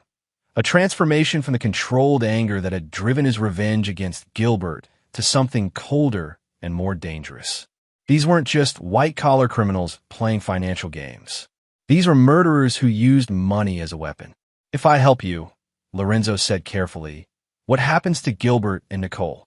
Gilbert becomes a federal witness whether he wants to or not. His local fraud case becomes the least of his problems. Hubbard gathered the photographs. As for Nicole, that depends on how cooperative she is and how much she actually knew about her father's larger activities. And if these people decide Gilbert and Nicole know too much, Hubbard met Lorenzo's eyes directly. Then they become federal witnesses in protective custody rather than corpses in Lake Michigan. Lorenzo stood and walked to the window, looking down at the Chicago streets where millions of people went about their daily lives, unaware of the shadow world of international crime that operated in their city. 6 months ago, he wanted nothing more than to belong somewhere, to be part of a family that valued him. Now he was being asked to help dismantle a criminal network that threatened the safety of innocent people. The choice should have been obvious, but Lorenzo found himself thinking about Nicole's visit to his office, the genuine remorse he'd seen in her eyes, the possibility that she might be an unwitting victim of her father's larger schemes. Agent Hubbard, Lorenzo said without turning from the window, if I do this, I want guarantees about Nicole's safety. Whatever she did to me, she doesn't deserve to die for her father's crimes. Agreed. And I want to know everything. No surprises, no classified information that might get me killed because I stumbled into something I didn't understand. Also agreed. Lorenzo turned back to face the FBI agent. Then let's bring down some criminals. Hubbard smiled, the first genuine expression Lorenzo had seen from him. Mr. Fitzpatrick, I think this is going to be the beginning of a very productive partnership. As Lorenzo left the federal building, he realized that his war with Gilbert Raymond had been just the opening skirmish in a much larger battle. The stakes had escalated beyond personal revenge to something that might actually matter, protecting innocent people from predators who used wealth and social position as cover for deadly crimes. Gilbert Raymond had wanted to destroy a man who had nothing to lose. Instead, he'd awakened someone who now had everything to fight for. Chapter 9. The Final Justice. 6 months later, Lorenzo stood in the witness box of a federal courtroom, facing a jury that had been hearing testimony for 3 weeks about one of the largest international money laundering operations ever prosecuted in the Northern District of Illinois. The courtroom was packed with reporters, federal agents, and family members of victims whose stories had emerged during the investigation. Gilbert Raymond sat at the defendant's table, looking 20 years older than he had at that Sunday lunch that seemed like a lifetime ago. Beside him sat 5 other men whose arrogance had been replaced by the hollow stare of criminals facing life sentences. U.S. Attorney Christina Gross approached the witness stand with the confident stride of a prosecutor who knew she held all the cards. Mr. Fitzpatrick, Can you tell the jury how your personal investigation in a fraud committed by Gilbert Raymond led to the discovery of this international criminal conspiracy? Lorenzo had told this story dozens of times to investigators, grand juries, and congressional committees, but this was the moment that mattered. The moment when justice would finally be served not just for him, but for all the victims of Gilbert's network. It began with a simple desire to understand why my wife was lying to me, Lorenzo said, his voice carrying clearly through the courtroom. I never intended to uncover a criminal conspiracy. I was just trying to protect myself from what I thought was simple marital fraud. Lorenzo walked the jury through his methodical investigation, the discovery of hidden accounts, the documentation of fraudulent transactions, and finally, the realization that Gilbert's crimes extended far beyond stealing from his son-in-law. When I began freezing Mr. Raymond's hidden assets as part of my divorce proceedings, I started receiving phone calls from people who claimed I was interfering with their business interests, Lorenzo continued. That's when I realized that Gilbert Raymond wasn't just stealing from me. He was laundering money for international criminals. Christina Gross nodded. And what did you do with this information? I contacted the FBI immediately. I realized I was in over my head and that innocent people might be in danger because of what I'd uncovered. The prosecutor walked Lorenzo through the cooperation phase. The months of wearing recording devices, the carefully orchestrated meetings with targets, the painstaking work of building cases against people who killed witnesses as casually as they balanced checkbooks. Mr. Fitzpatrick, Christina Gross said, approaching the climax of her examination. Do you see in this courtroom the man who defrauded you of $347,000 and launched this entire investigation?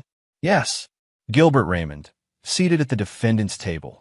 And in your opinion, was Mr. Raymond's fraud against you connected to his participation in this larger criminal conspiracy? Absolutely. The money he stole from me was used to cover shortfalls in laundering operations that had gone wrong. He was stealing from family to pay international criminals. Lorenzo looked directly at Gilbert as he delivered this testimony.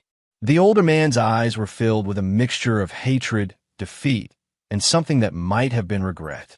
The defense attorney's cross-examination was brutal, but ultimately futile. Lorenzo's documentation was too thorough, his cooperation with federal investigators too complete, his testimony too consistent to be meaningfully challenged. When Lorenzo finally stepped down from the witness stand, he felt not triumph, but a profound sense of closure. The scared, desperate man who had discovered his wife's betrayal 18 months ago had evolved into someone who could stare down international criminals and help put them in prison. Nicole had testified 3 days earlier as part of her plea agreement. She'd received 2 years in federal prison for her role in the fraud, but her cooperation had helped prosecutors understand the full scope of her father's crimes. She'd looked directly at Lorenzo when she left the courthouse, mouthing, "Thank you," before being led away by federal marshals. Lorenzo understood her gratitude. By exposing the larger conspiracy, he'd probably saved her life. Gilbert's criminal partners had little patience for loose ends, and Nicole would have been eliminated along with her father if the FBI hadn't intervened. The verdicts came down on a Friday afternoon in late autumn. Guilty on all counts for all 6 defendants. Gilbert Raymond received 25 years in federal prison for money laundering, fraud, and conspiracy. At 63, it was effectively a life sentence. As Lorenzo watched the defendants being led away in shackles, he felt a hand on his shoulder. FBI agent Floyd Hubbard had become something like a friend over the months they'd worked together. "How does it feel?" Hubbard asked. Lorenzo considered the question carefully. "Different than I expected. When this started, I wanted to hurt Gilbert Raymond for what he'd done to me. Now," Lorenzo paused, watching Gilbert disappear through the courtroom door for the last time. "Now I'm just glad he can't hurt anyone else." "That's growth," Hubbard said. "Most people never make the transition from personal revenge to public justice." Lorenzo smiled. "Most people never have their personal revenge intersect with a federal investigation." Outside the courthouse, reporters waited with cameras and questions. Lorenzo had become something of a celebrity, the man who'd brought down an international criminal conspiracy while trying to save his marriage. Publishers wanted book deals, Hollywood producers wanted movie rights, and television networks wanted exclusive interviews. Lorenzo walked past them all without comment. The story belonged to the victims now, not to him. He drove home to the penthouse apartment overlooking Lake Michigan, the same space where he'd planned Gilbert's destruction 18 months earlier. But the man who entered that apartment was fundamentally different from the one who'd left it. He'd learned that love couldn't be bought or stolen, that justice was more satisfying than revenge, and that sometimes the most personal betrayals led to the most public good. Most importantly, he learned that being underestimated was the greatest advantage a man could have, as long as he was smart enough to use it properly. Lorenzo poured himself a glass of the 30-year-old Macallan, the same bottle he'd opened the night he'd planned his revenge. But instead of drinking to Gilbert's destruction, he raised his glass to something else entirely. To new beginnings, he said aloud to the empty apartment. And for the first time in 2 years, Lorenzo Fitzpatrick smiled with genuine happiness. The war was over. Justice had been